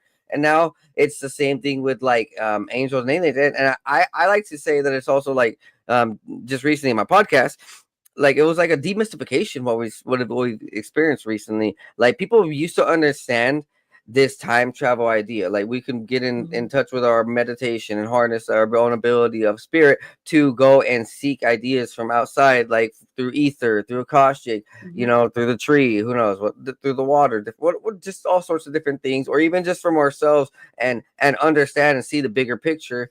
Well, like, people don't understand even the angel spirituality anymore. People talk about angels. I swear, if it is so strange these days. If you say, yeah, like, I can see angels, I can talk to angels, I get visions from angels, people will look at you so crazy. Like 200 years ago, people would be like, oh, really? That's okay. So, like, they would understand it. But like, it's been completely reversed, like Stranger Things, where nowadays, if only the only people who are accepted are the ones who are like, yeah, I see demons and I love them, and they're in Hollywood, and they're like, they're out Yeah. there in society, and they literally say demon time. And I've Mhm. completely seen like an inversion, a perversion, but like, yeah, an inversion is the best way to say it. Like Stranger Things. Yeah. I mean, and I think it just like it like takes us kind of full circle here where it's like the power of language and the power of words and the power of what we write down and the power of what we consume is like the only thing that really matters. And, to write is to think. And if you're not writing and you're not examining words in a way that is like highly, I guess, highly suspicious, like you should be highly suspicious of words and their power over you. And the fact that people are deeply repelled by the idea of talking about God or angels or anything like that should tell you something about the world that we live in right now, and not just from a like cultural standpoint, but from a language standpoint, and the language we've grown comfortable with and the language we've moved ourselves away from. But just because like you could be perfectly comfortable with somebody saying that they use ChatGPT as a therapist, but if you go into a business or, you know, like your professional setting and tell them that you pray, everyone will be like, you know? And so I think that Yeah. I think that it's one of the most important things we can consider is that like the words we use and how we use them are changing our ability to see things altogether. Like if you don't believe that something that you could have like either a spiritual guide or a guardian angel or anything like that, if you don't believe in any of that, are you even capable anymore of tapping into your own intuition? So for sure that this tackles this idea that I've been like wondering, like this over the last 10 years, our VMAT2 gene and our pineal gland has been severely attacked, and it's not just some pineal, not just some Alex Jones stuff. Oh, they're turning the frogs gay. No, this is real stuff. They're putting fluoride in water. Not just that, they're putting all like high fructose corn syrup, which is completely destroying your pineal gland. And like we're completely flooded. I think of any true people are completely drowned in a way where over the next 8 to 10 years, I do wonder if we're gonna see a thriving society, or if people are gonna completely be lost and batshit insane. Where like with the whole AI too, this is completely have this is taken over. Like we know that this is being used for nefarious methods. I was it's I haven't even released the episode yet, but I was seeing how AI is being used by terrorists and organizations to create these things like power outages. They're wiping bank cards. They're creating mimics and AIs. They're creating clones. They're creating avatars. They're literally doing domestic type of terrorism. You know, sending bots and drones and robots, and AI is being used literally by governments and terrorist agencies at the moment. And this is the next step of warfare. Holy shit! I haven't released this episode yet, but we're getting into it. So Like, so no, we're both dropping exclusive here. that's Your book and that's my right. next episode. So this is awesome. Literally, You know what my like favorite thread to pull is right now with the AI and like where things are going and like where we're gonna be like just psychologically is like, so you know how lately like celebrities are getting these like extreme makeovers. And so recently I've been following just this kind of thread that's talking about the way in which celebrities are getting these extreme makeovers where they barely even look human anymore, is to get us used to the uncanny valley nature of our entertainment not looking like real people anymore, so that within the next few years they're going to be producing all AI generated content. And so like you'll see an event, like, you know, the kind of things that go viral and stuff, whether it's like a police shooting or it's like an attack on a subway or something like that. Like they're going to stage these events that never actually happen, but that are put out into social media, put into the news, and create even like bigger division and bigger, you know, like contention among people, and it's not even going to be real. And then we're going to start to discover that things aren't real, and we're not going to know what's real or not. And so everyone is going to get to a point where they don't trust each other anymore because they have no idea what reality even is anymore. But what that could result in, once people realize that you cannot trust what you see on a screen anymore, is it's going to cause people to put them down. People are going to be done scrolling, you know, like people already started sort of talk about like the dead internet and these like AI generated influencers and things like that. And so it, for a while, it could cause the chaos that gives them like enough room to like do a full technocratic takeover. But it also could create a scenario where it absolutely kills the internet, kills social media, kills AI, and we go back to only trusting human to human, face to face interactions. And so that's like one of the two, you know, one of those fork in the road paths I think we're going to be on very soon, is getting to a point, one, where we get super saturated for a minute by fake content that we don't know how to discern whether it's true or not. And it's going to create chaos at first. And then eventually we're going to start to realize that at least some of these things that we're seeing on our phones and on our screens are not real. And once we realize that like there's no way to discern what is real and what is not, like we could potentially see people look up and step away.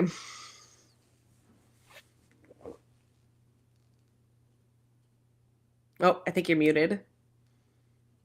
Oh, thanks for that.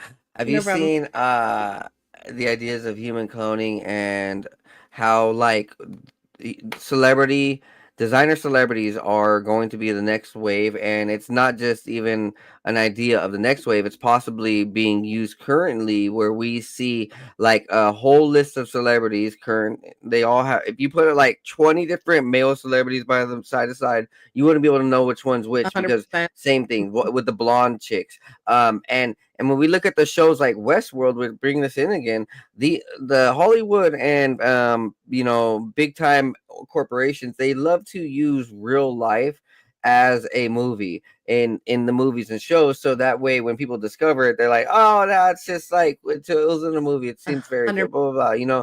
And Yep. so it's strange how in Westworld, right? The old school movie, it was like these guys, these big time elitists and clonists, that have been worked on since the 1950s.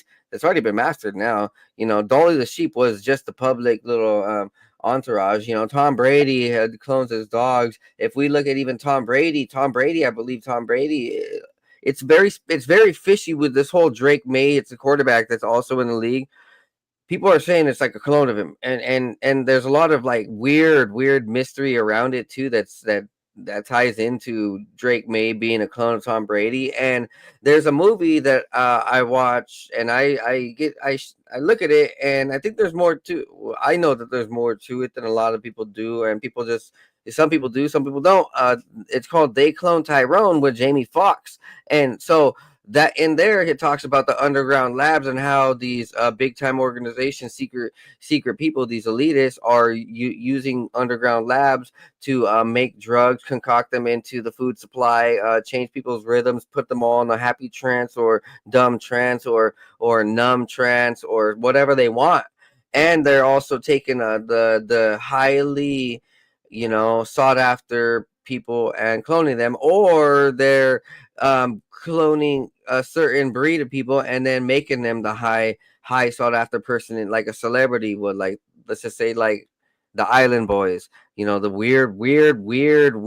weird kids, and they're strange. So people say that they come from Epstein's Island, and there's a lot of like, it's just weird, strange story with them.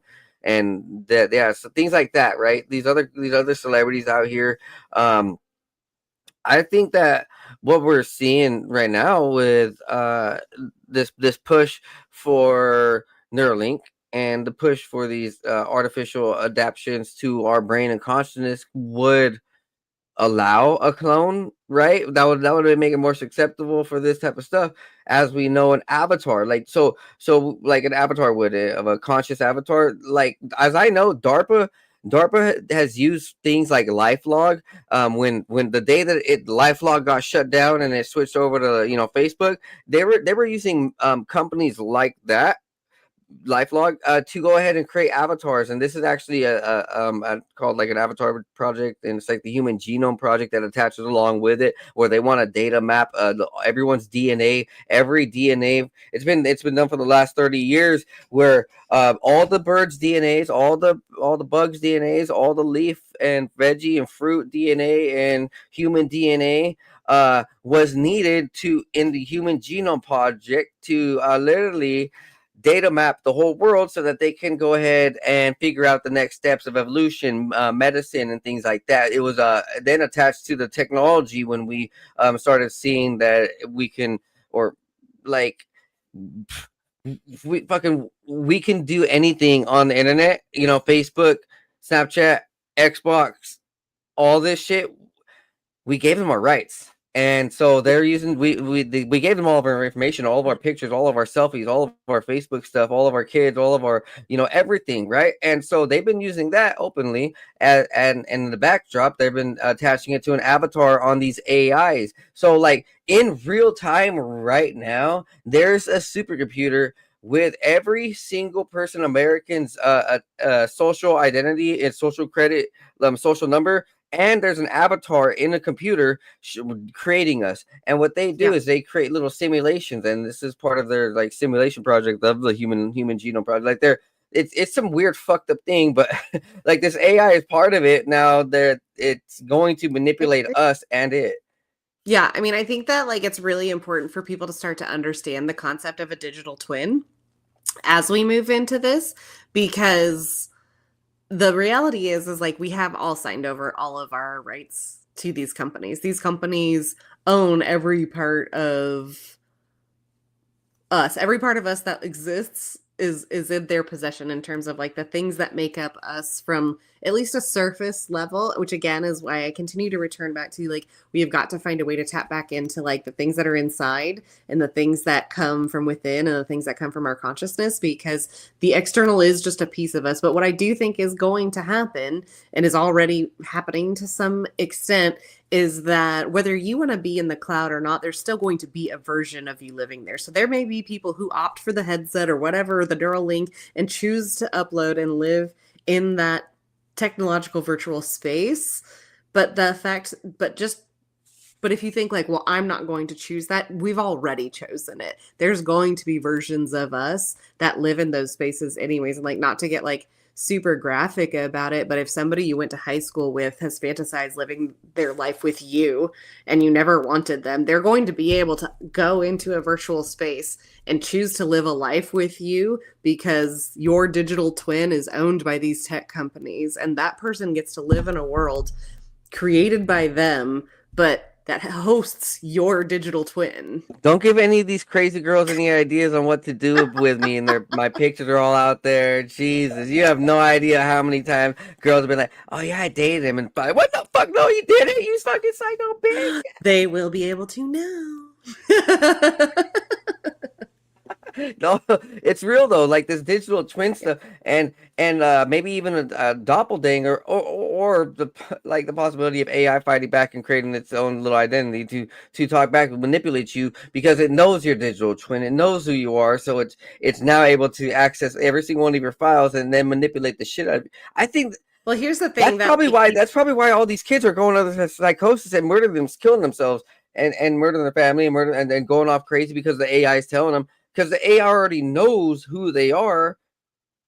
Not only that, but think about this. Like, think about if you have a loved one who you trust more than anybody else on the planet. Like, they have their digital twin too and can manipulate you by replicating that person.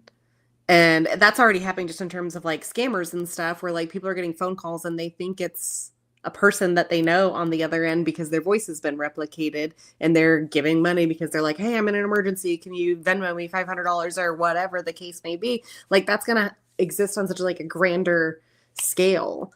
And again, like your only touch base with reality is going to be a completely non-technological one. Like you're not going to be able to trust anything about the digital space and a much short, like I think we're going to get to that point much quicker than people can anticipate right now.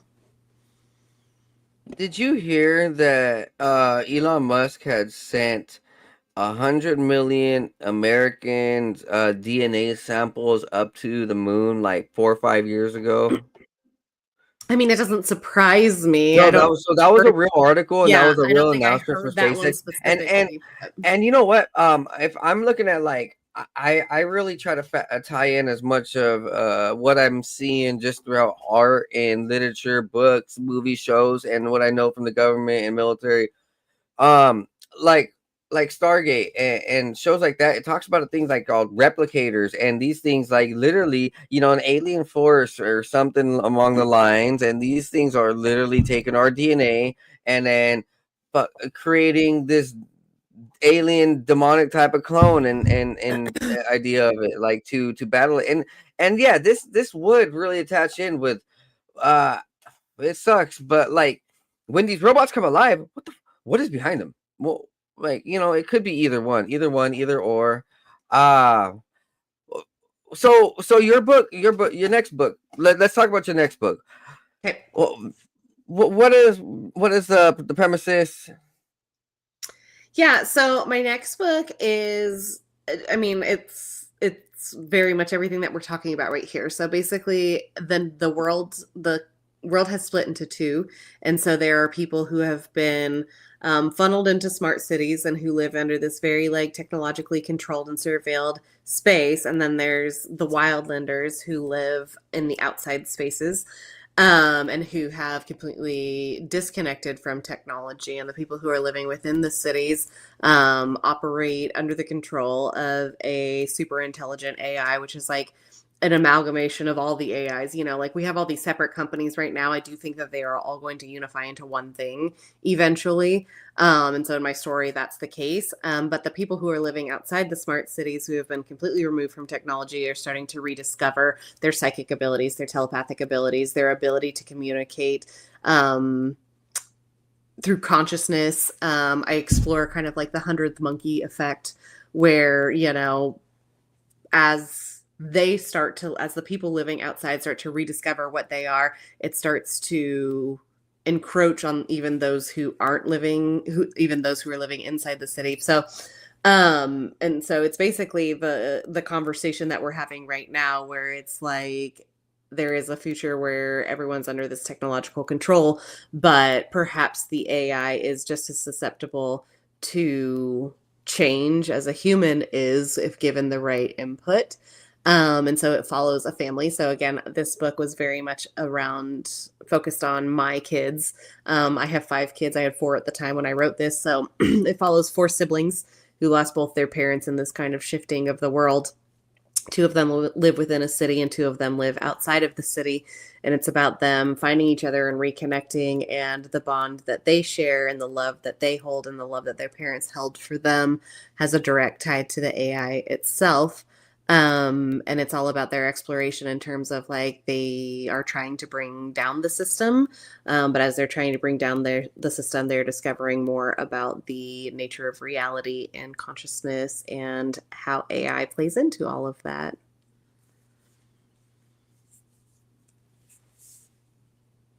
So, a Palantir type of technology, or is it like a Skynet? You know, is that pretty much the same thing?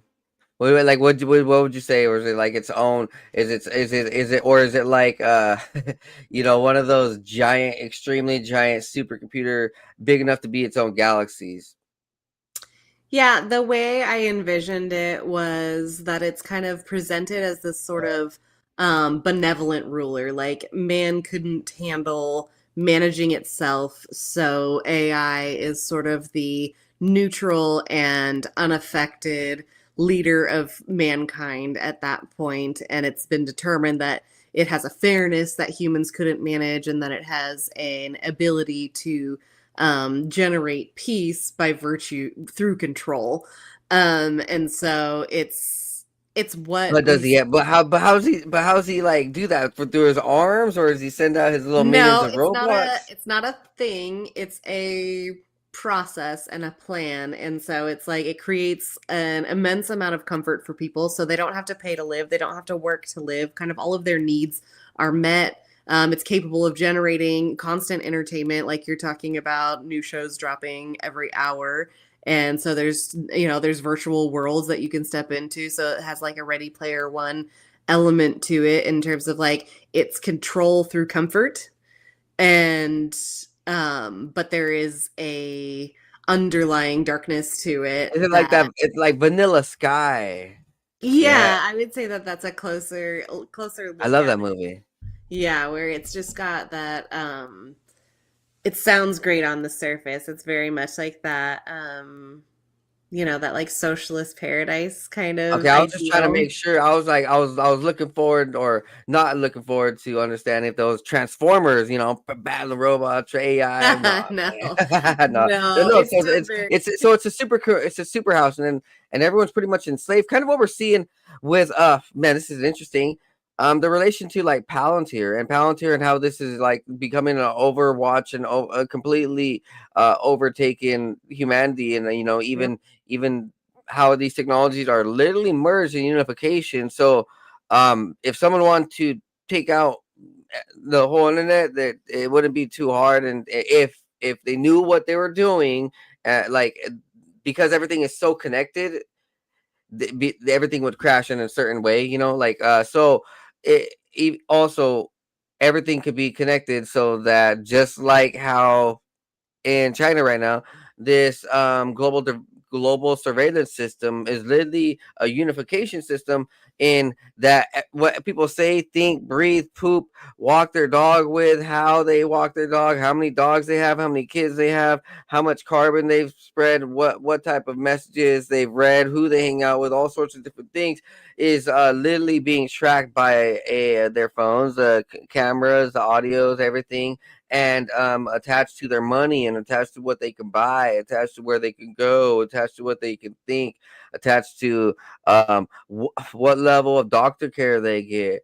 Probably, Yeah. and I actually know for sure now. Now in public bathrooms, it lets you know how many pieces of toilet paper you can get, and if you want more, you can watch their ads. This is a real thing. In their public bathrooms, you have to watch ads to get extra toilet paper, or even some toilet paper. It says it's a very strange thing, because yeah, like Palantir, the whole Lord of the Rings connection with it, like it's a whole great eye, you know, and it's watching, and it's consciousness. It's a spirit, an egregore. It has become this. Yeah, I think that like as Americans, it's hard for us to imagine like what it feels like to be in enough danger to accept somebody else running your life like that. And so what I'm exploring in So this next one is this so idea that like for the sake of comfort, people will surrender a lot of freedom. You know what I mean? Like it's that whole concept of like if you trade freedom for safety, you get neither. But so does there the is AI get destroyed at the end of your book? How does this work I out? can't How tell do you you how guys it fight back? ends. I can't tell you how it ends. Okay. It, I mean, well, you don't have to tell. You don't have to tell. But I mean, it's cool though. So overcoming it, or you know, enslaved by it. But how is this like turn out? Do you think that in your book, or how can you So say? the exploration is basically around it is, you know, it is exploring the singularity. It is exploring the point at which AI is no longer controlled by mankind and what it chooses and how it chooses that path. And the influence we can have on the path it chooses. That's all I could give. I can't give too much But away. you're still in the start of a long series, like a three part series, 2-part This is series for one sure. book, so it's a longer book than Luxury, but it's one book. For now. Yeah. Yeah. Okay. All right. Where so this is a relatively Earth that you're on. You guys are on Earth, or is it another planet, out of space, or Nope, what is it? this one's located on Earth, and it's about I'm trying to think of the timeline on it. It's about 30 years cast into the future. Okay. Yeah. What bombs have gone off? Uh, Bombs have gone off, food has run out, resources are running dry. There are reasons why people fled to the sanctuary of this technocratic ruler. you got you know, the whole idea that like Fallout is telling the truth with these bunker systems. I think that over the next 30-40 years, we're about to find out if bombs can really take out the planet for sure. I think I can Are you definitely writing a documentary? sometimes I feel like I gotta write faster before it actually happens. I do always get this like so I don't know if this is happening in Washington, but in Arizona, particularly where I live, that used to be a lot of raw desert and a lot of farmland. They are they're turning all of these spaces into like these humongous warehouses, like whether it's Amazon warehouses or like, I mean, they're humongous warehouses everywhere. And I am like, every time I drive past it, I am just absolutely convinced that these are actually where they're going to put us all. Like, I just look at these humongous warehouse cities essentially that they're building. I'm like, they're going to take out all residential, like, this is where they're going to put us all. That's all I can think every time I see them. Well, you know what's crazy is that over there in the Middle East, right, the Egypt, that Great Line, that Great Wall, Yes. that city, that's starting to fail, and so they're not gonna pull. It doesn't seem like it's gonna be done on time, or if it's even done, That because a lot. concept is very much what sparked the idea for like my future smart city tech, like that specific concept.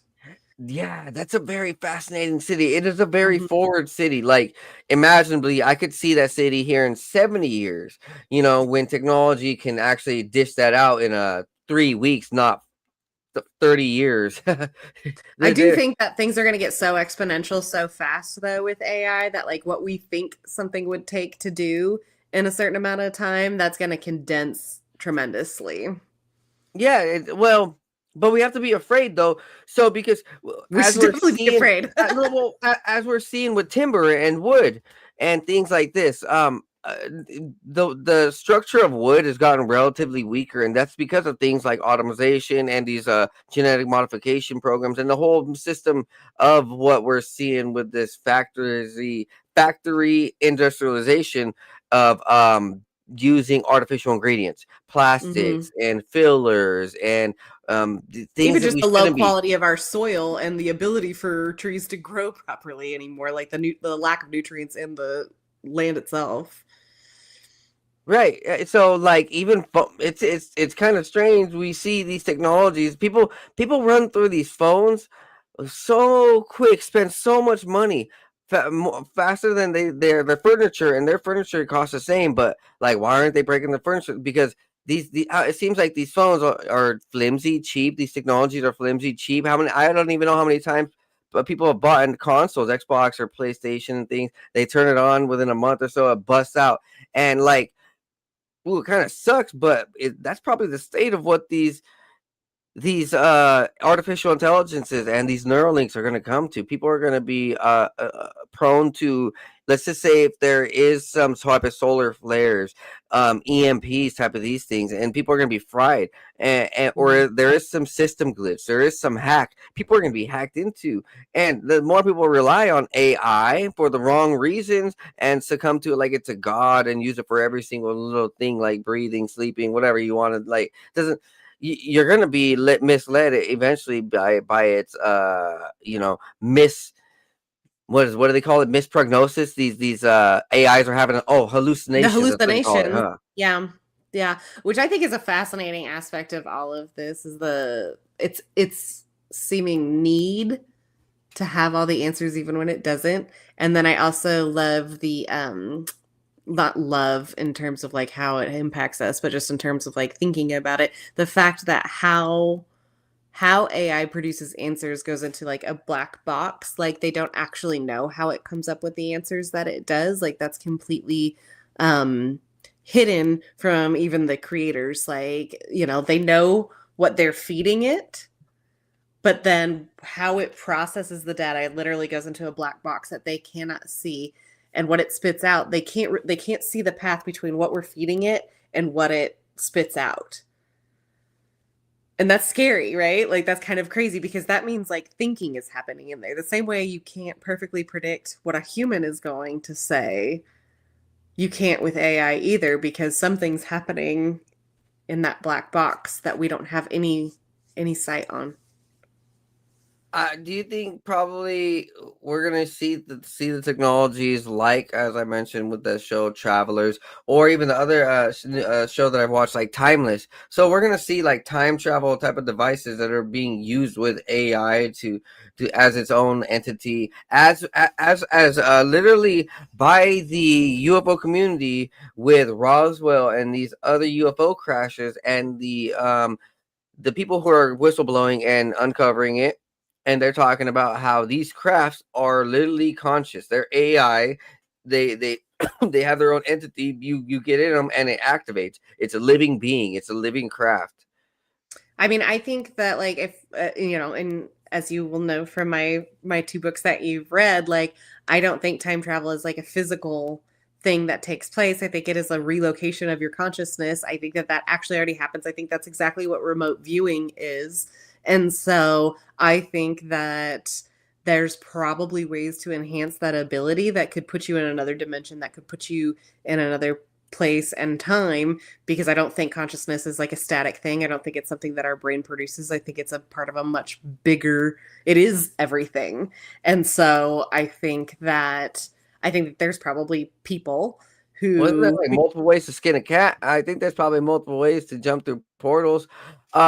I mean, I was even thinking about like other ancient religions and ideas and cultures. Like they would do dances and certain chants and mantras and use certain tones and horns and put themselves in certain crystal patterns, and like they would say they would transport. It's very interesting that we can see that there's truth to this. There's absolute truth to how we can actually go and access these things. Is it coming to the point where these things are accessing us and now coming back to us with like, because with this AI and technology, like Carl Sagan. Carl Sagan was well known for sending out a message and writing down the DNA code of humankind, and writing it in binary, writing all sorts of different things, where we're from in the galaxy, and all sorts of different stuff. And then we got alien code back. We got a message back straight up from them. Like, well, I think things like, if you believe in reincarnation, tell me how that's not time travel. Reincarnation, right, but you these know, other things so would be time traveling. So the time traveling fighters, us versus some other time traveling entities, and what is the AI like? I think the AI for AI us? could be many things. I think it could be like a rail system by which our consciousness can travel, and I also think that it can it could potentially help us unlock that ability within ourselves. I think it has a tremendous capacity for pattern recognition, and so it could find, whether we're talking about pyramids, or whether we're talking about some sort of scientific device, or we're talking about some sort of like state of mind or state of being through like hallucinogenics or anything like that. Like, I think that all of these things have the potential to produce results for things that most people relegate to fiction. But I mean, whether what happens with AI will determine whether it's actually helpful to us or not. Man, this been interesting. So you're out there in Arizona. How have you been out there forever? Yep, born and raised. Did you see the Arizona lights? Yes, I did. As a kid. What? Oh my god! Oh shit! I mean, I was scored, a kid, so I like I scored remember big. it happening. I remember it happening, but Talk about it. like it's just like, I mean, there's just, you remember it just more like the same way. I don't know. You remember like Hurricane Katrina or something like that. Like, nothing happened Nah, that I that's could fucked say up. was. People died there. Nobody died in Arizona. But I just mean, it's like one of those huge events that just happens and you don't have a lot of memory Yeah, of. Like, that was like that was big. Like I remember the concentration camps. I play. No. So the Arizona Lights, it was definitely a momentous. So I'm just playing with you. yeah, It was it's a just one of momentous. those. Well, I'm sure Hurricane Katrina was hard if you were in Louisiana, but if you were anywhere else in the country, it was an event that you remember happening, but that you didn't have much ties to. So they No, didn't so beam me up or anything. but I hear about the Arizona Lights, so like yeah, it's like how you say it. It's a moment you will never forget. Yeah. Yeah. And, And to be frank, I can't remember if I saw them for myself or if I can just recall seeing the news. I don't remember. Do you remember what year it happened? it was like 97, 96, 98, Yeah. So, I 97. mean, I was under 10. So I was just a kid. I was born in 93. What you? What? 88. Okay. Well, so yeah, you were at least conscious. So, yeah, you definitely remember the vibe and the experience of like society at the time. Then, like, you were in Phoenix or around it? Were you close? Yeah, I'm just outside of Phoenix, less than an hour outside of Phoenix. So the vibe was strange, right? Like everybody, from what I know, like because I've watched interviews and documentaries and stuff on it, and the vibe that night was strange because there wasn't a whole lot of airlines being flown in around the time, and even air flight traffic controllers called it out, mentioned it, and there was a lot of videotapes of it. This was the biggest documented UFO event in history actually ever, and it was by a whole city, Phoenix, Arizona, and literally you're and I'm just glad. I know that you're still not the most documented on this event, but you're still part of it, and it's fascinating because, like, okay, there's triangles, there's formations. This goes on all night. There's cover-ups where people are sworn into silence and secrecy, where some people just don't talk about it anymore, and like they know exactly what happened, and it's either AI, or or it's real people flying those craft, but something really happened there. Like, you want to talk about it? I think looking back on it, you're able to look at it with a lot more curiosity than we did then. I just think that we're like so much more open to like strange things happening, whereas back then I just think there was an expectation that everything had an explanation, you know? And my parents would not have been the kind of people to be like whipped into a frenzy. Like my parents were the kind of people who would have expected that there was some sort of logical explanation for this. And I think that that was, what everybody attempted was to explain it away and, as best as they could. And so I don't really remember it being a hugely significant event other than I just remember it happening. And then I just feel like I remember there was like a constant attempt to explain why it could have happened and why it couldn't have been anything supernatural whatsoever. And like I said, I was raised by parents who at the time would have never thought it was anything other than something very explainable. So it didn't have a huge impact on me then. It's certainly something that has fascinated me now. And I love looking into like Sedona and places like that around Arizona that have like a really strange vibe. But Arizona's a weird place. Arizona has all kinds of like activity.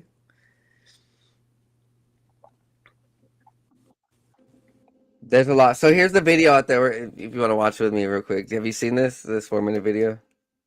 I'm not sure I've seen that one in particular. What I'm looking at here is a light on South Mountain. You can see this light flickering over our mountain over here.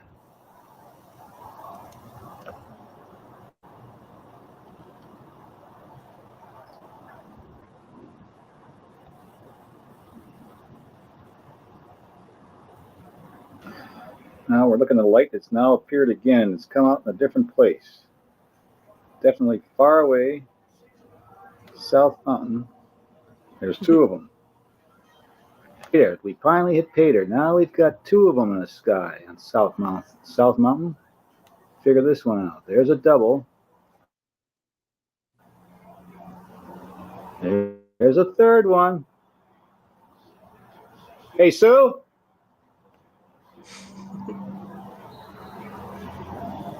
All right, you tell me what it is.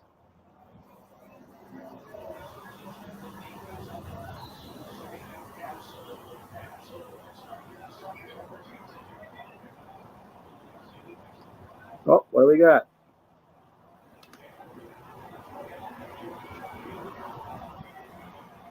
Hey, Sue!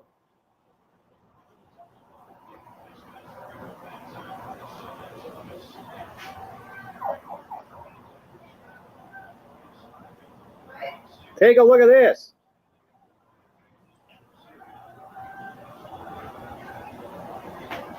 Oh my God. Oh. I hit pay dirt. Finally. Submitted for your approval. What have we got here? This is South Mountain. That's the city in front of us. Those lights have appeared. Well, that is a totally different configuration than we've ever seen before. Yep.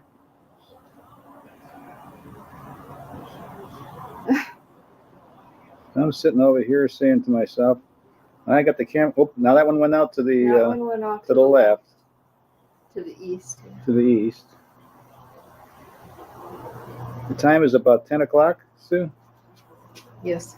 10 o'clock, March 13th, Thursday night. Yeah. Isn't that weird? Look at that. And they all went on in a sequence, too. Now, the thing that puzzles me is they can't be ordinary streetlights. They're going off now, right? Yeah. One drop. Went off. The thing that's amazing is that it must be so bright that they would carry, because we're looking at about 25 miles away. The middle one went out. There went. Oh, The two, another one. There's another one. Nope, last there one. was one. We have the last one left. Still burning. I'm sure my parents thought it was the military. And usually we've seen them over. It's gone. Oh, there it comes. We're now looking at the same scene that we were looking at the nighttime. Give you the angle, an idea of the surroundings and what we saw at night. and the mountains where the lights appeared to be. They appear to be to the left, to the right and below the largest peak you see there, which is at an elevation of 4,512 feet. The city in front, the contour of the mountain in the foreground, as you can see in the silhouette in the previous night shots. That peak, the highest peak, is 27 miles from our point here.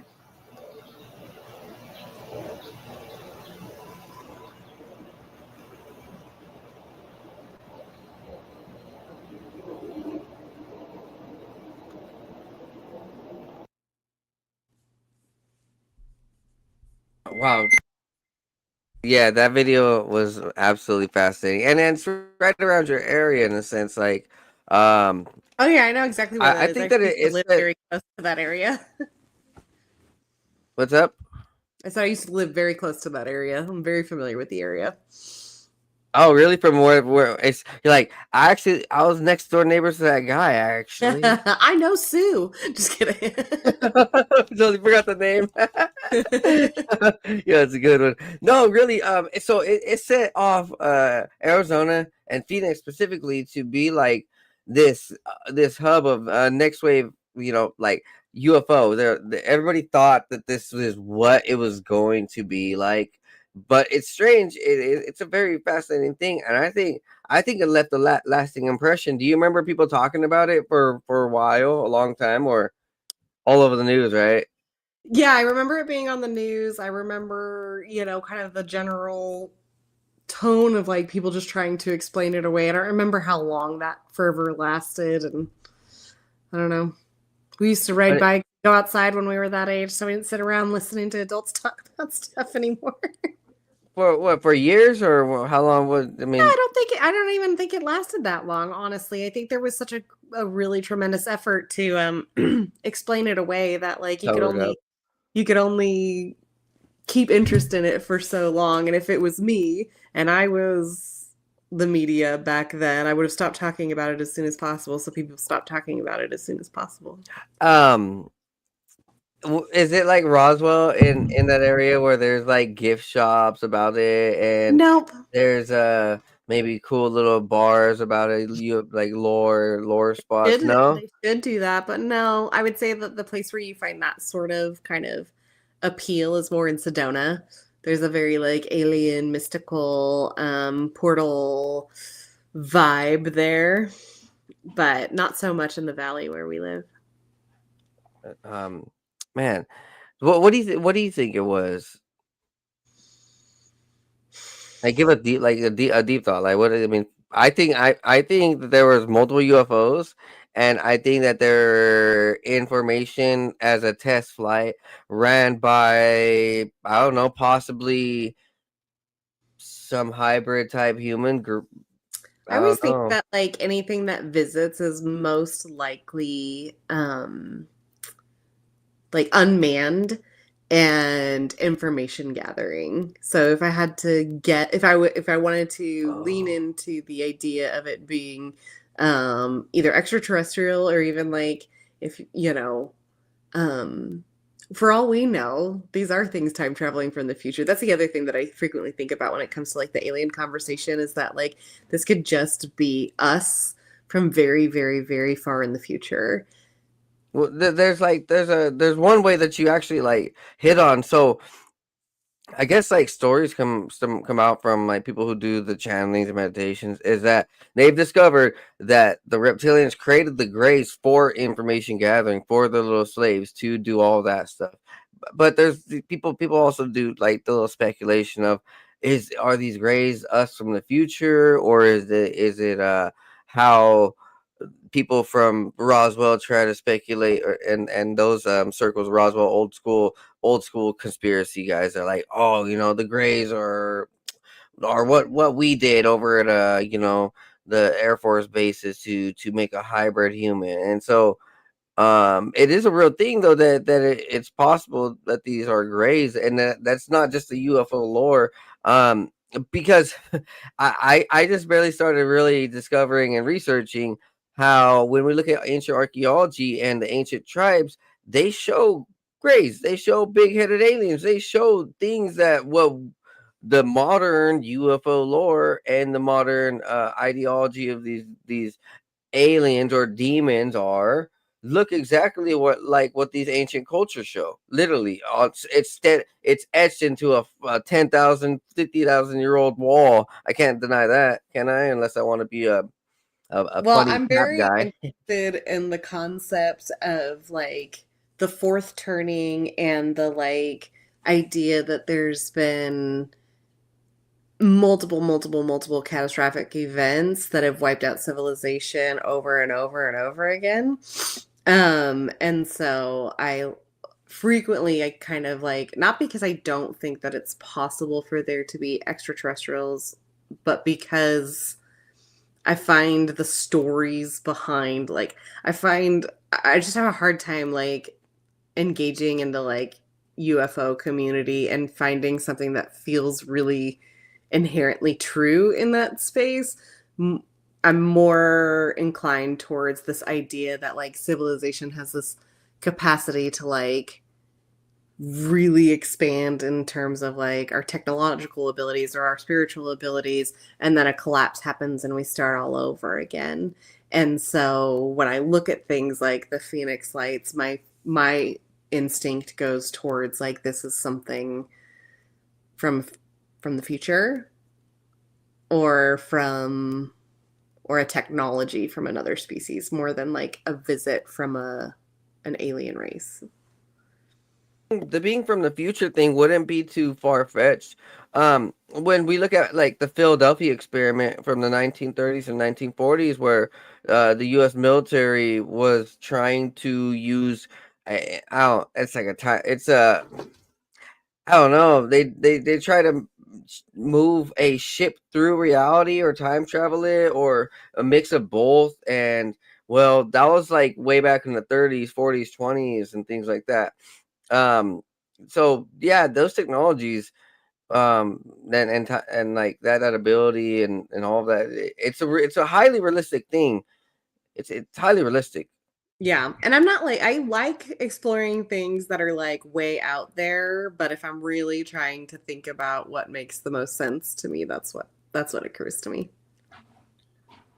Man, well, it isn't too much of a problem to figure that we can use these technologies to possibly, and now I'm thinking about it, we can probably make these AIs crack into other dimensions and tell us things. And I I know think, I know I think you can supercomputers are literally already doing badger that. Grok into saying whatever. Like you can make it tell you the truth. So yeah, I can imagine that you can have it run into different dimensions. Yeah, I mean, I think it's already happening. I think we're already seeing that with the supercomputers, that it's able to reach across time and space. And so I think we're capable of that as humans too. We've lost the ability at the moment.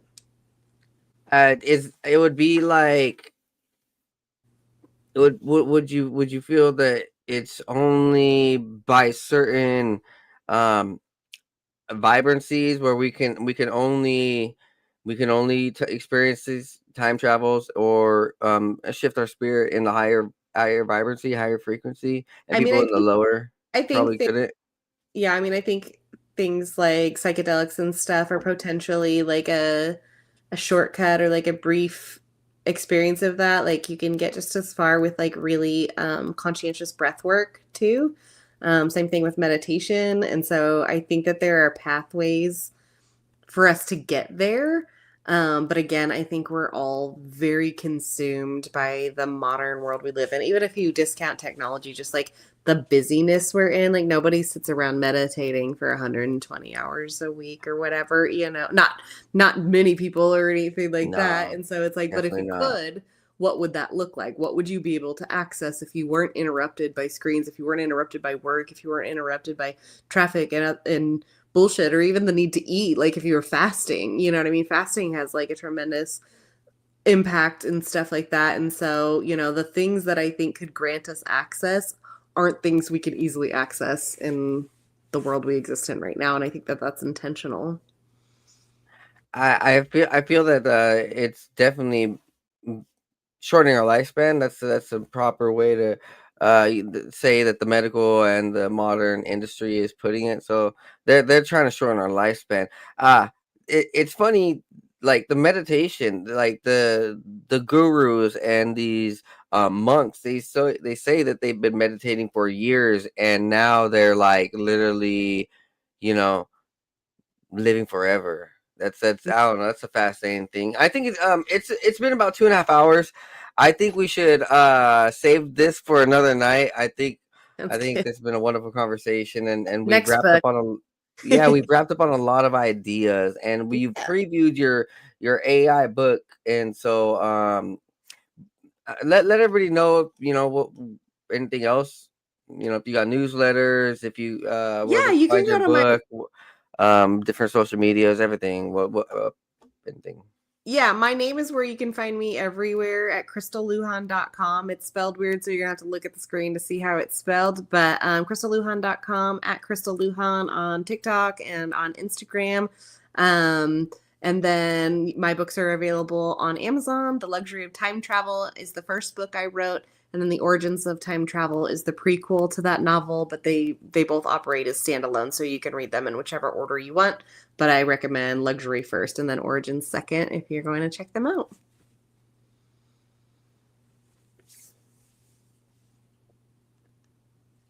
Man, it's been a wonderful time. I think you guys should go buy her books. I love their books, and I'll be honest, if you want to experience some cool creative ideas, this is where the books are. Like it puts you in the proper headspace to like just like think about time travel and how we might experience these things, and it's a cool book series. Thank you for being here, Christelle. You're the best, and I hope Have it that back. we both time travel into the future and the new year and become millionaires. Yes, let's do it. Yeah, all right. Have a good night, guys. All right. Thank you for Thank you being so here. much. Appreciate Be it. blessed. Bye-bye. See you guys next time.